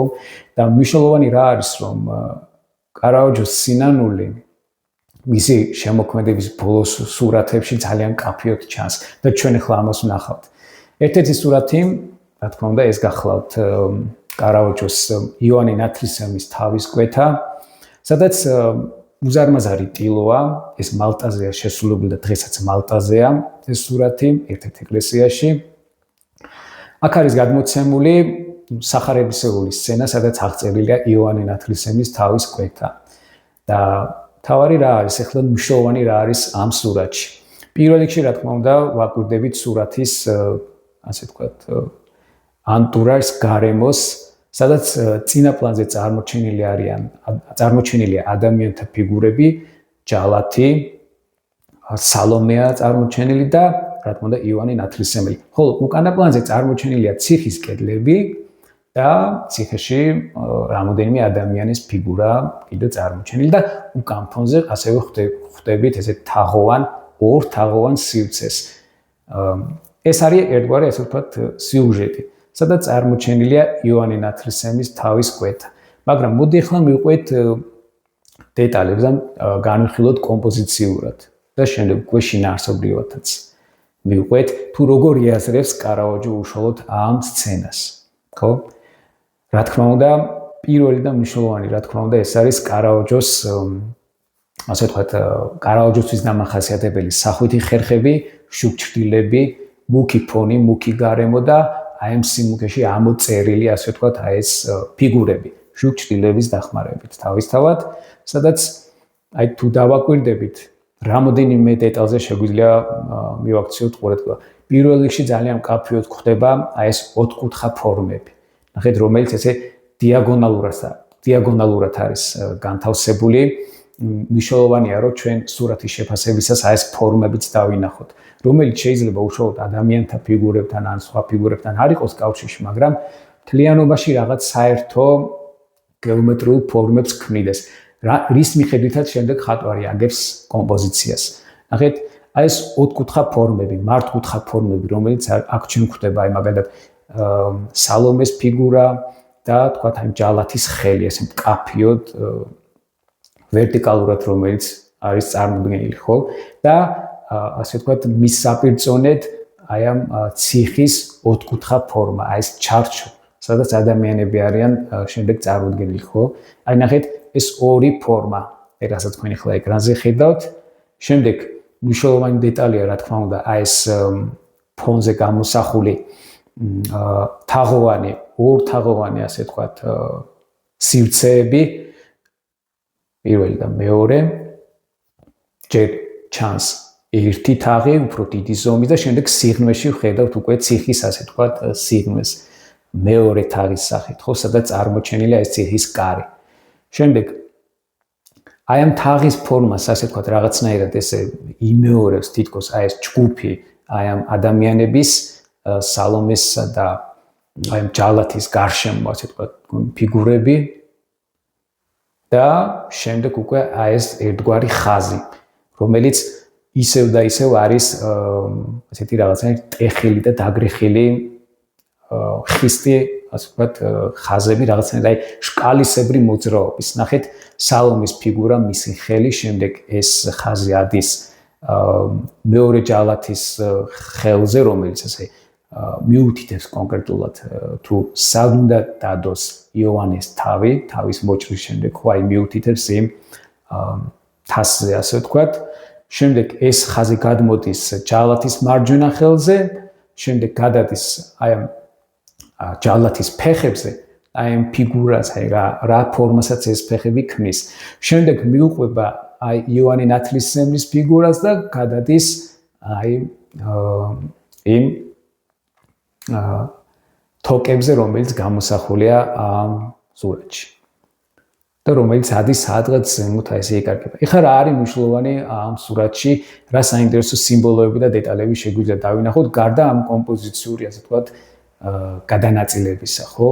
პირველი რაც მნიშვნელოვანია, რომ ამ სურათში კარავაჯო ცდილობს, რომ გადმოგვცეს მთელი დრამატულობა აი ამ სიუჟეტის, იოანე ნათლისმცემლის თავის კვეთის და აი ამ დეტალებს უკვე გარკვეულ სიმბოლურ მნიშვნელობას ანიჭებს. მაგალითისთვის ნახეთ, აქ წარმოჩენილია ეს სიღრმე, ციხის სიღრმე. რა თქმა უნდა, ეს სიმბოლო შეიძლება იყოს ჯოჯოხეთის სიმბოლო, რადგან აი აქ წარმოჩენილია მამაკაცის ფიგურა, რომელიც ხელით მიუთითებს ლარნაკზე, მას დააკვირდით კარგად, ასე შარვალთან კამარზე აქვს დაკიდებული გასაღები, ხო? როგორ შეფიქრობთ, რა გასაღები შეიძლება იყოს და რატოა ეს, ასე ვთქვათ, გარშემოცული აი ამ ციხის თაღოვანი ფორმებით, ასე ვთქვათ, ხო? რა თქმა უნდა, ეს არის ერთგვარი ჯოჯოხეთის სიმბოლოც. აი დაუკვირდეთ ამას, ასე შევხედოთ და ასე დაუკვირდეთ ამას, ჯოჯოხეთის სიმბოლო. ქრისტემდე ყველა ძველი აღთქმის ყველა მართალი ხვდებოდა, ასე ვთქვათ, ჯოჯოხეთში. შესაბამისად, იოანე ნათლისმცემელიც ერთ-ერთი მათგანია ამ თვალსაზრისით და შეიძლება ეს მიუთითებდეს იმ ჯოჯოხეთზეც, სადაც იოანეს სულით გადავა მისი სიკვდილის შემდეგ, ხო? იმიტომ რომ აი ეს გასაღები და ზოგადად გასაღები მხატვრობაში, ხო, გულისხმობს აი ამ სამოთხის კარს, მაგრამ აქ ამ შემთხვევაში, რა თქმა უნდა, გულისხმობს ჯოჯოხეთის კარიბჭის გასაღებს, ასე ვთქვათ, რომელიც უპირია ეშმაკს ამ შემთხვევაში. ეს შეგვიძლია ესე სიმბოლურად წარმოვიდგინოთ, რა თქმა უნდა, ესე გავიაზროთ და იოანე ნათლისმცემელი, როგორც ასე ვთქვათ, აი ამ ჯოჯოხეთში შემავალი, ასე ვთქვათ, ადამიანი, რომელიც ასევე საჭიროებს გამოხსნას, რა თქმა უნდა, მაგრამ ხსნელი ამ შემთხვევაში და გამოხსნელი იქნება უკვე ქრისტე. აი ამ სიმბოლურ ნიშნებზე რა თქმა უნდა მიუთითებს Caravaggio, ხო? ჩვენ შეგვიძლია ესე გავიაზროთ ეს გასაღები. რა თქმა უნდა, ერთი ნაწილია, რომ თქვა შეგვიძლია ესე შევაფასოთ, რომ ეს არის ჩვეულებრივი ციხის გარემო, კი ბატონო, ეს ესე ფორმალურად ერთი შეხედვით, მაგრამ არის კიდევ სიმბოლური ნიშნები. თუ რატომ ხატავს აი ამ დეტალებს მხატვარი და რატომ მიუთითებს ამაზე მხატვარი. შემდეგ ნახეთ, იქით არის ციხე. და ციხეში ჩანს ორი ადამიანის ფიგურა, ხო? რა თქმა უნდა, ციხეში შეიძლება სხვა ადამიანები დიჯენ და ვიღაცამ თქვას, რომ კი ბატონო, ციხეში არის სხვა, ასე ვთქვათ, არიან სხვა პატიმრებიც და შესაბამისად ბუნებრივია, რომ იქ წარმოჩენილი იქნება აი ეს პატიმრებიც. და ამის წარმოსაჩენად Caravaggio გვიჩვენა ეს. კი ბატონო, ეს მართლაც ესეა, მაგრამ არის მეორე ვარიანტიც, ისევ და ისევ სიმბოლური ნაწილი, იმიტომ რომ მხატვრობა არ არის მხოლოდ რეალური, ასე ვთქვათ, ასახვა, ეს არ არის ფოტოგრაფია და ეს არ არის დოკუმენტური, ასე ვთქვათ, კადრი და ან რაღაც ვიზუალური მასალა, ეს სიმბოლური გააზრებაც არის. ხო, ამით არის თავისუფალი ხელოვანი და მხატვარი, რომ მან სიმბოლურად გადაიაზროს ესა თუ ის ერთი შეხედვით უბრალო და რეალური, ასე ვთქვათ, კადრი ან კონკრეტული გარემო. მაგრამ აქ Caravaggio იაზრებს ამ ყველაფერს სიმბოლურადაც. ანუ ჩვენ ესე უნდა წავიკითხოთ და ჩვენ ესე უნდა გავიგოთ. ეს პატიმრები, რა თქმა უნდა, და ეს ციხე ზოგადად წარმოადგენს სწორედ იმ ჯოჯოხეთს და იმ ძველი აღთქმის მართლებს, რომლებიც ელოდებიან გამოხსნას, რომლებიც ელოდებიან ქრისტეს, რომელიც გამოიხსნიდა შემდეგ მათ, ხომ? რადგან აი მაგალითად აღდგომის ხატში, მართლმადიდებლურ ხატში ესეთი რამეა წარმოჩენილი, თუ გახსოვთ, ქრისტე არის წარმოჩენილი ჯოჯოხეთში და მას ამოყავს ძველი აღთქმის მართლები ამ ჯოჯოხეთიდან და ადამიანის ხელი უჭირავს მას. ხო? და იქ არის გადმოცემული ამ ძველი აღთქმის მართლები, რომლებიც მოელიან ქრისტეს. და ქრისტე ქადაგებს იქ, რომ ის მოვიდა და მან გამოიხსნა კაცობრიობა. გამოიხსნა სწორედ აი ამ სამოთხის ამ ჯოჯოხეთის, ასე ვთქვათ, ტყვეობისგან. და იქ იმ ხატში თუ გახსოვთ, ვისაც გინახავთ ეს ხატი და ზოგადად იკონოგრაფიულია ეს სახე, გასაღებებია ასევე გამოხატული. ანუ აი სიმბოლური ნიშანი, რომელიც აქ Caravaggio-თანაც ჩანს ეს გასაღები და თუ კარგად დავფიქრდებით, მივხვდებით თუ რაზეა მინიშნება ზოგადად Caravaggio-s მიერ. და კიდევ ერთი ძალიან საინტერესო დეტალი, ხო? ნახეთ, Caravaggio ამ სურათში ერთადერთი სურათია, სადაც Caravaggio აწერს ხელს. და სწორედ ეს სურათია, ეს სურათი. სადაც იოანე ნათლისმცემლის მოკვეთილი თავიდან გადმოღვრილ სისხლზე ჩვენ ხედავთ გადმოღვრილ სისხლზე ჩვენ ხედავთ ესეთ პატარა მინაწერს. ისევ აი ამ მეწამული ფერის მინაწერს. F და Michele. ეს F შეიძლება მეცნიერები ფიქრობენ, რომ ეს ავარაუდოდ არის fra, იტალიური fra, ანუ ძმა, fratello, fra Michele, ანუ ძმა Michele. ანუ ის ხელს აწევს როგორც იმ ორდენის, ასე ვთქვათ, ორდენთან დაახლოებული, ასე ვთქვათ, პირი, რომელსაც არ მისცეს, ასე ვთქვათ, ამ ორდენში გაწევრიანების უფლება, მაგრამ მას მისცეს ის, ასე ვთქვათ, წარადგინეს ერთგვარად ძმის სტატუსზე, ანუ ძმა, ორდენის ძმა Michele, fra Michele. და სწორედ ეს აწერს ხელს თავის ნამუშევარს. ერთი საინტერესო დეტალია, რომ ის არ აწერს თავის, ასე ვთქვათ, ცნობილ სახელს, ზედმეტ სახელს Caravaggio-ს, არამედ აწერს Michele-ს, ანუ იმ სახელს აწერს, რაც მას ქვია. Michele, ხო, Michelangelo. და საინტერესო დეტალი რა არის? რატო აწერს სწორედ ასე ის თავის სახელს? ნახეთ, ჩვენ შეგვიძლია ესე გავიაზროთ, ესე შევხედოთ. ყოველ შემთხვევაში მე რატომღაც ესე წავიკითხე, ესე დავინახე და მგონია, რომ შეიძლება აი ამ ჩემ აზრს ჰქონდეს გარკვეული ტიპის საფუძველი, თუ რატომ. ნახეთ, იოანე ნათლისმცემელი არის წინასწარმეტყველი, რომელიც ქრისტემდე მოვიდა და ის ქადაგებდა სინანულს და Caravaggio როგორც ადამიანის მკვლელი ნანობს, ის დიდ სინანულშია.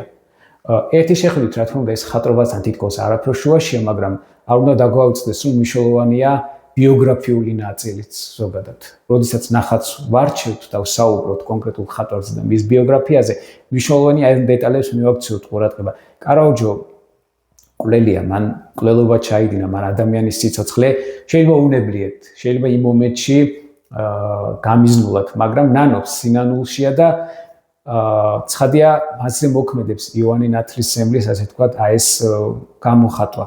მას ძალიან უნდა რომ გამოხატოს ეს სურათ, ამ სურათში ძალიან უნდა რომ გამოხატოს სინანულიც და ნახეთ ის იოანე ნათლისმცემლთან აიგივებს თავის თავს. ერთის მხრივ აიგივებს როგორც ასე ვთქვათ, სინანულში მყოფ ადამიანთან, რომელიც იოანე ნათლისმცემლის მოწოდებას უსმენს და ნანობს და სინანულშია.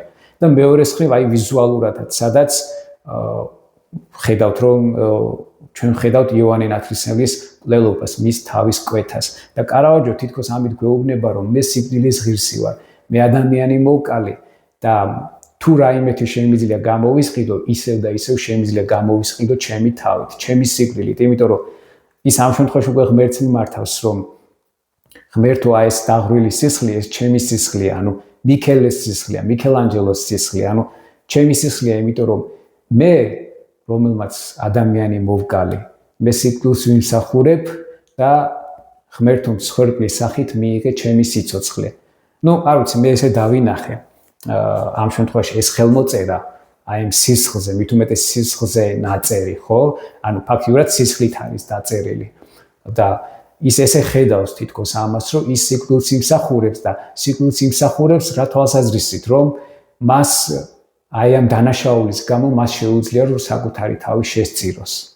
ანუ მსხვერპლად გაიღოს საკუთარი თავი როგორც დამნაშავე ადამიანმა. და ყველაზე მნიშვნელოვანი და ძვირფასი რაც არის ადამიანისთვის, საკუთარი სიცოცხლე ის შესწიროს, ასე ვთქვათ, ღმერთს, ხო?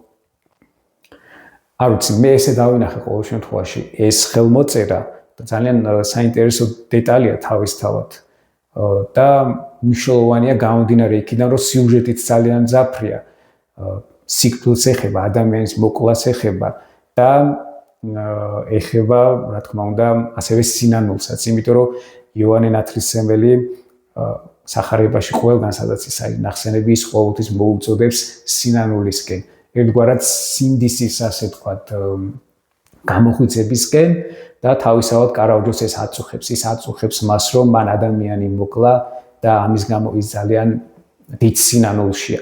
არ შეიძლება ამის უარყოფა, იმიტომ რომ ეს არ არის ერთადერთი შემთხვევა, როდესაც კარაუჯო ესე აღწერს თავის თავს და ესე უნდა რომ საკუთარი ემოციები, ნებები და ის ტკივილი, რაც მას აქვს და სინანული ზოგადად, რაც მას აქვს, წარმოაჩინოს. ნახეთ, მისი ერთ-ერთი ბოლო სურათი არის დავითი და გოლიათი.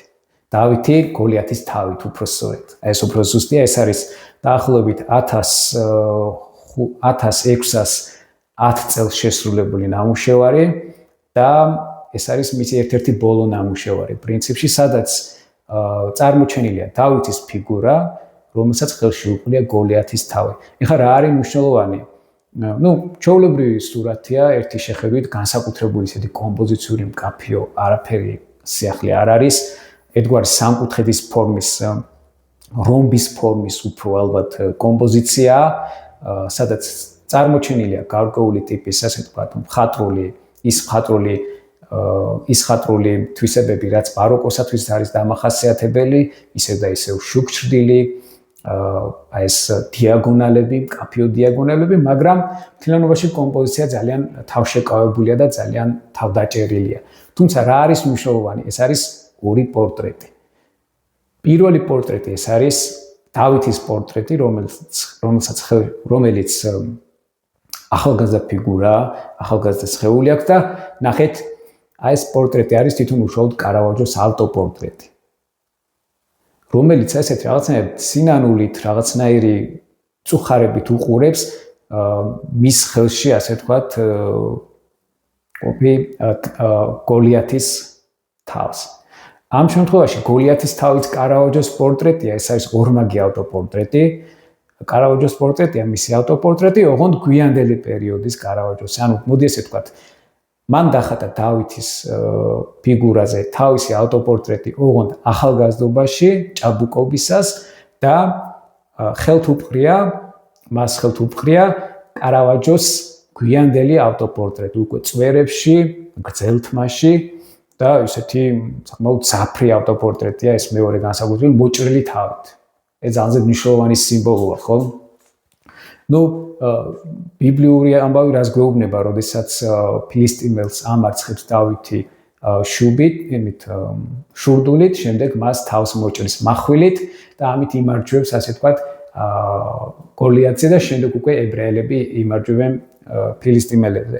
აქ ერთის მხრივ, რა თქმა უნდა, ეს არის როგორც ერთის მხრივ ესე ისტორიულად თუ შევხედავთ, ეს არის ერთი ადამიანის გამარჯვება, ერთი ჯარისკაცის, ერთი ასე ვთქვათ, მეფის გამარჯვება მეორე ადამიანზე, მის მტერზე, მაგრამ ამას აქვს სიმბოლური ხასიათი დატვირთვაც, ხო?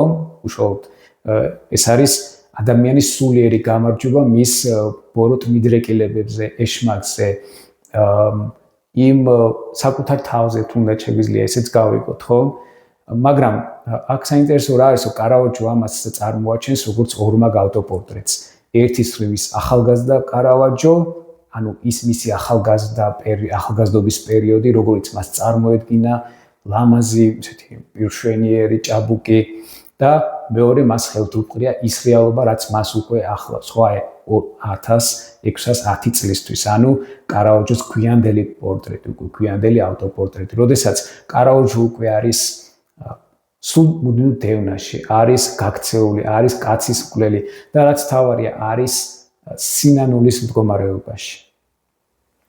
ნახეთ, მან გამოსახა ავტოპორტრეტები, სადაც ის ასე ვთქვათ, გამოსახავს თავის თავს, როგორც სინანულით შემყურეს, ოღონდ წარსულიდან სინანულით შემყურეს მის ახლანდელ მდგომარეობას, სადაც ის გადაქცეულია რაღაც დიდ ურჩხულად ადამიანად, რომელმაც ჩაიდინა უამრავი ბოროტება. თუმცა მთავარი ბოროტება, რა თქმა უნდა, ადამიანის სიკვდილი, რომელსაც კარავაჯო ვერ ინელებს. ანუ ეს სინანულის მომენტი მას მუდმივად აქვს. და პრინციპში მთელი მისი შემოქმედება 1606 წლიდან არის სულ აი ამ სინანულისა და ამ შემოbrunების იქნებ როგორმე რამენაირად გამოსწორების, ასე ვთქვათ, გზა. თუმცა ძალიან რთული გზა, ის ვერ ბრუნდება რომში. აქვს ძალიან დიდი სურვილი, რამდენიმეჯერ წერილიც კი მიწერა რომში სციპიონი ბორჯეზეს, რომ იქნებ უფლება მისცენ და დააბრუნონ ის რომში და იქნებ რამენაირად დაბრუნდეს რომში და მას უგზავნის, ასე ვთქვათ, საჩუქრად უგზავნის რამოდენიმე სურათს გემით. ერთ-ერთი ასეთი სურათი ასევე გახლავთ სწორედ ეს დავითი და გოლიათი. მნიშვნელოვანია, რომ აი ამ დავითი და გოლიათის დავითის ხელში რაც არის, აი ამ მახვილზე არის ესეთი წარწერა ლათინურად, თამდაბლობა ამარცხებს სიამაყეს. ნახეთ, კარავაჯომ რატომ დააწერა ეს წარწერა? ხო, თავისავად კარავაჯო ხვდება თავის დანაშაულს. ხვდება იმას, რომ ყველა ეს დანაშაული ადამიანს თუ მოსდის სიამაყით, მედიდურობით, ხო, ვიღაცისათვის რაღაცის არ დათმით, ეგოიზმით და სწორედ აი ამ ყველაფერს, აი ამ სიამაყეს, ამ ეგოიზმს თავდაბლობა ამარცხებს. აი ნახეთ, ძალიან მნიშვნელოვანი დეტალია ეს, იმიტომ რომ დავითთან კავშირშია კიდევ ძალიან კარგად, ხო? აი გავიხსენოთ დავითის 50 ფსალმუნი თუნდაც, ხო? იქ ერთ-ერთ აი ესეთი ის არის, რომ აი მსხვერპლი ღვთისა არ სული შემოსრული, გული შემოსრული და დამდაბლებული ღმერთთან არ შეურაცხოს. ანუ თუ ადამიანი დამდაბლდება, თუ ადამიანი იქნება ასე გულით მდაბალი, ხო? აი როგორც ქრისტე ამბობს, რომ შვიდ ვარ და გულით მდაბალ და მომბაძეთ მე. თუ ესეთი იქნება ადამიანი, მას ღმერთი არ შეურაცხყოფს. ოღონდ თავარია სიმდაბლე და საკუთარი ეგოიზმის დაცლება. აი ამ ყველაფერს, რა თქმა უნდა, იაზრებს კარავაჯო და შეუძლებელია, რომ ეს არ იცოდეს და არ იაზრებდეს და აი ამ სურათში, ასე ვთქვათ, აგვირგვინებს თავის შემოქმედებას. და 1610 წელს, როდესაც იგი გემით აგზავნის ამ სურათებს, ისე აღმოჩნდება, რომ რომთან ახლოს პორტო ერკოლესთან მას შემთხვევით რაღაც მიზეზის გამო ესპანელები დაიჭერნენ და 2 დღით დაახლოებით ციხეში ჩასვამენ და ამ პერიოდში ეს გემი დაიძვრება, გადის რომში, ისე რომ კარაუჯო ვერ მიყვება ამ გემს. და თავისთავად კარაუჯო დარდობს ამაზე ძალიან, არ ვიცით ზუსტად დეტალები რა მიზეზით მოხდა ეს, მაგრამ ის ცდილობს რომ დაეწიოს გამოსვლის შემდეგ, როდესაც გაირკვევა უკვე დეტალები და მას გაანთავისუფლებენ, ის ცდილობს რომ ფეხით დაეწიოს ამ გემს, მაგრამ დასნეულებულია, აქვს როგორც ჩანს მალარია, თან არის ივლისი თუ აგვისტოს თვე ცხელა საშინლად და აი ამ რომთან ახლოს პორტო ერკოლესთან 1610 წელს სანაპიროზე იგი კვდება. ყოველ შემთხვევაში მას იპოვიან ქონება და კარგულზე, სადღაც ერთ-ერთ პანსიონატში კვდება. დღესდღეობით ჩვენ არ ვიცით მისი საფლავი, არ ვიცით კონკრეტულად ზუსტი ასე ვთქვათ ადგილმდებარეობა, მაგრამ როგორც არის ვერსიები, აღმოაჩინეს გარკვეული ტიპის საწვალე, სწორედ პორტო ერკოლესთან ახლოს, სადაც დნმ-ის მიხედვით შეიძლება რამდენიმე ასე ვთქვათ ძვალი ეკუთვნოდეს სწორედ კარავაჯოს.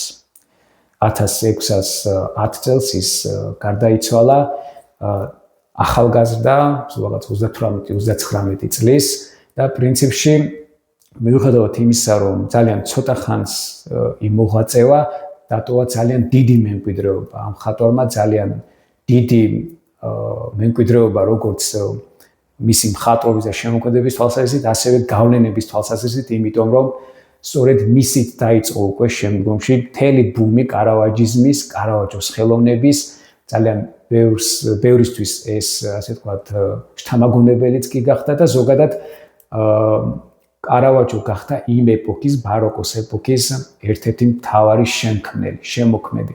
ბაროკოს ეპოქის, რომელსაც შემდეგში მოყობა უამრავი დიდი მხატვარი, იგივე რუბენსი, რომელიც ძალიან დიდ ყურადღებას მიაქცევს კარავაჯოს შემოქმედებას, ბევრი გავლენები იქნება მისი. შემდეგ მოყვება სხვა მხატვრებიც, რემბრანდტი, დიეგო ველასკესი, რომლებიც რა თქმა უნდა სულ სხვა მიმართულებით წაიყვანნენ ხელოვნებას, მაგრამ ძალიან დიდი გავლენა იგრძნობა სწორედ კარავაჯოს შემოქმედების და რა თქმა უნდა მთელი ეპოქა, რომელიც იქნება შთაგონებული კარავაჯოს შემოქმედებით. კარავაჯოს შემოქმედებაზე და ზოგადად კარავაჯოს შესახებ ძალიან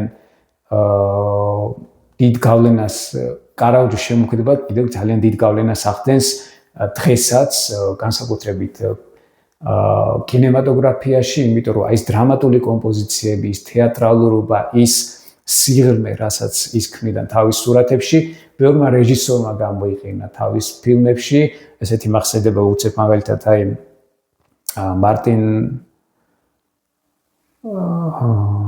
არა სკორსეზე არა გამახსენდება გეტყვით უცებ ხა ამომივარ.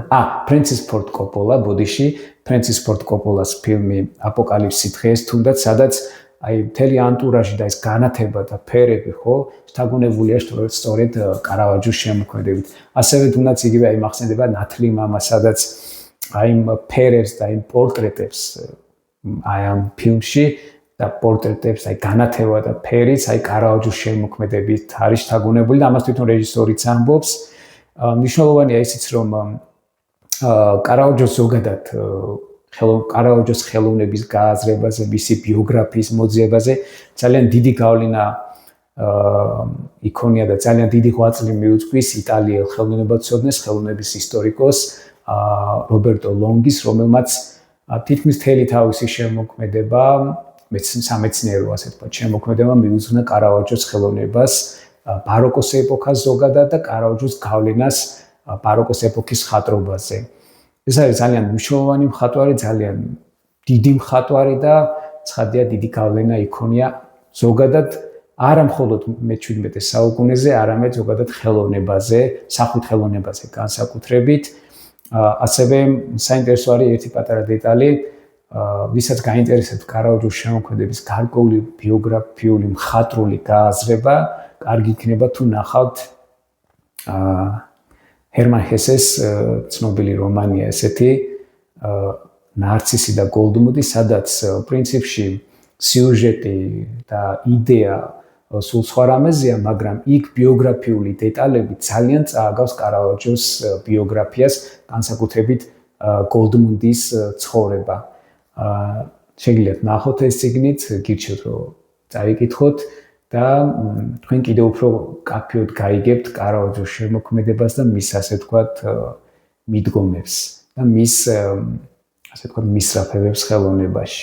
ამით ვასრულებთ საუბარს კარავაჯოს შემოქმედებაზე, მის ხელოვნებაზე. საკმაოდ დიდი თემა იყო. ვეცადე შეძლებ ისაგვარად, რომ იმ დეტალებისთვის მიმექცია ყურადღება, რაც საინტერესოა ამ მხატვართა მიმართებაში, რომ ვიცოდეთ და იმედი მაქვს, რომ თქვენც გარკვეულ კომენტარებს დაწერთ, თქვენს მოსაზრებებს მეტყვით ამ მხატვრის შესახებ და გთხოვთ, რომ დაწეროთ ეს კომენტარებში, თქვენი დამოკიდებულება გითხრათ და ამით, რა თქმა უნდა, ერთგვარი დიალოგი შეგვიძლია წარმართოთ უკვე კომენტარებში. მადლობა ყურადღებისთვის. ვფიქრობ, რომ მომავალში ძალიან დაგეხმარებათ ეს ვიდეო და ზოგადად ეს ვიდეოები კარავაჯოს შემოქმედების გასააზრებლად და ძალიან სასარგებლო იქნება ის თქვენთვის. დიდი მადლობა ყურადღებისთვის. ნახვამდის.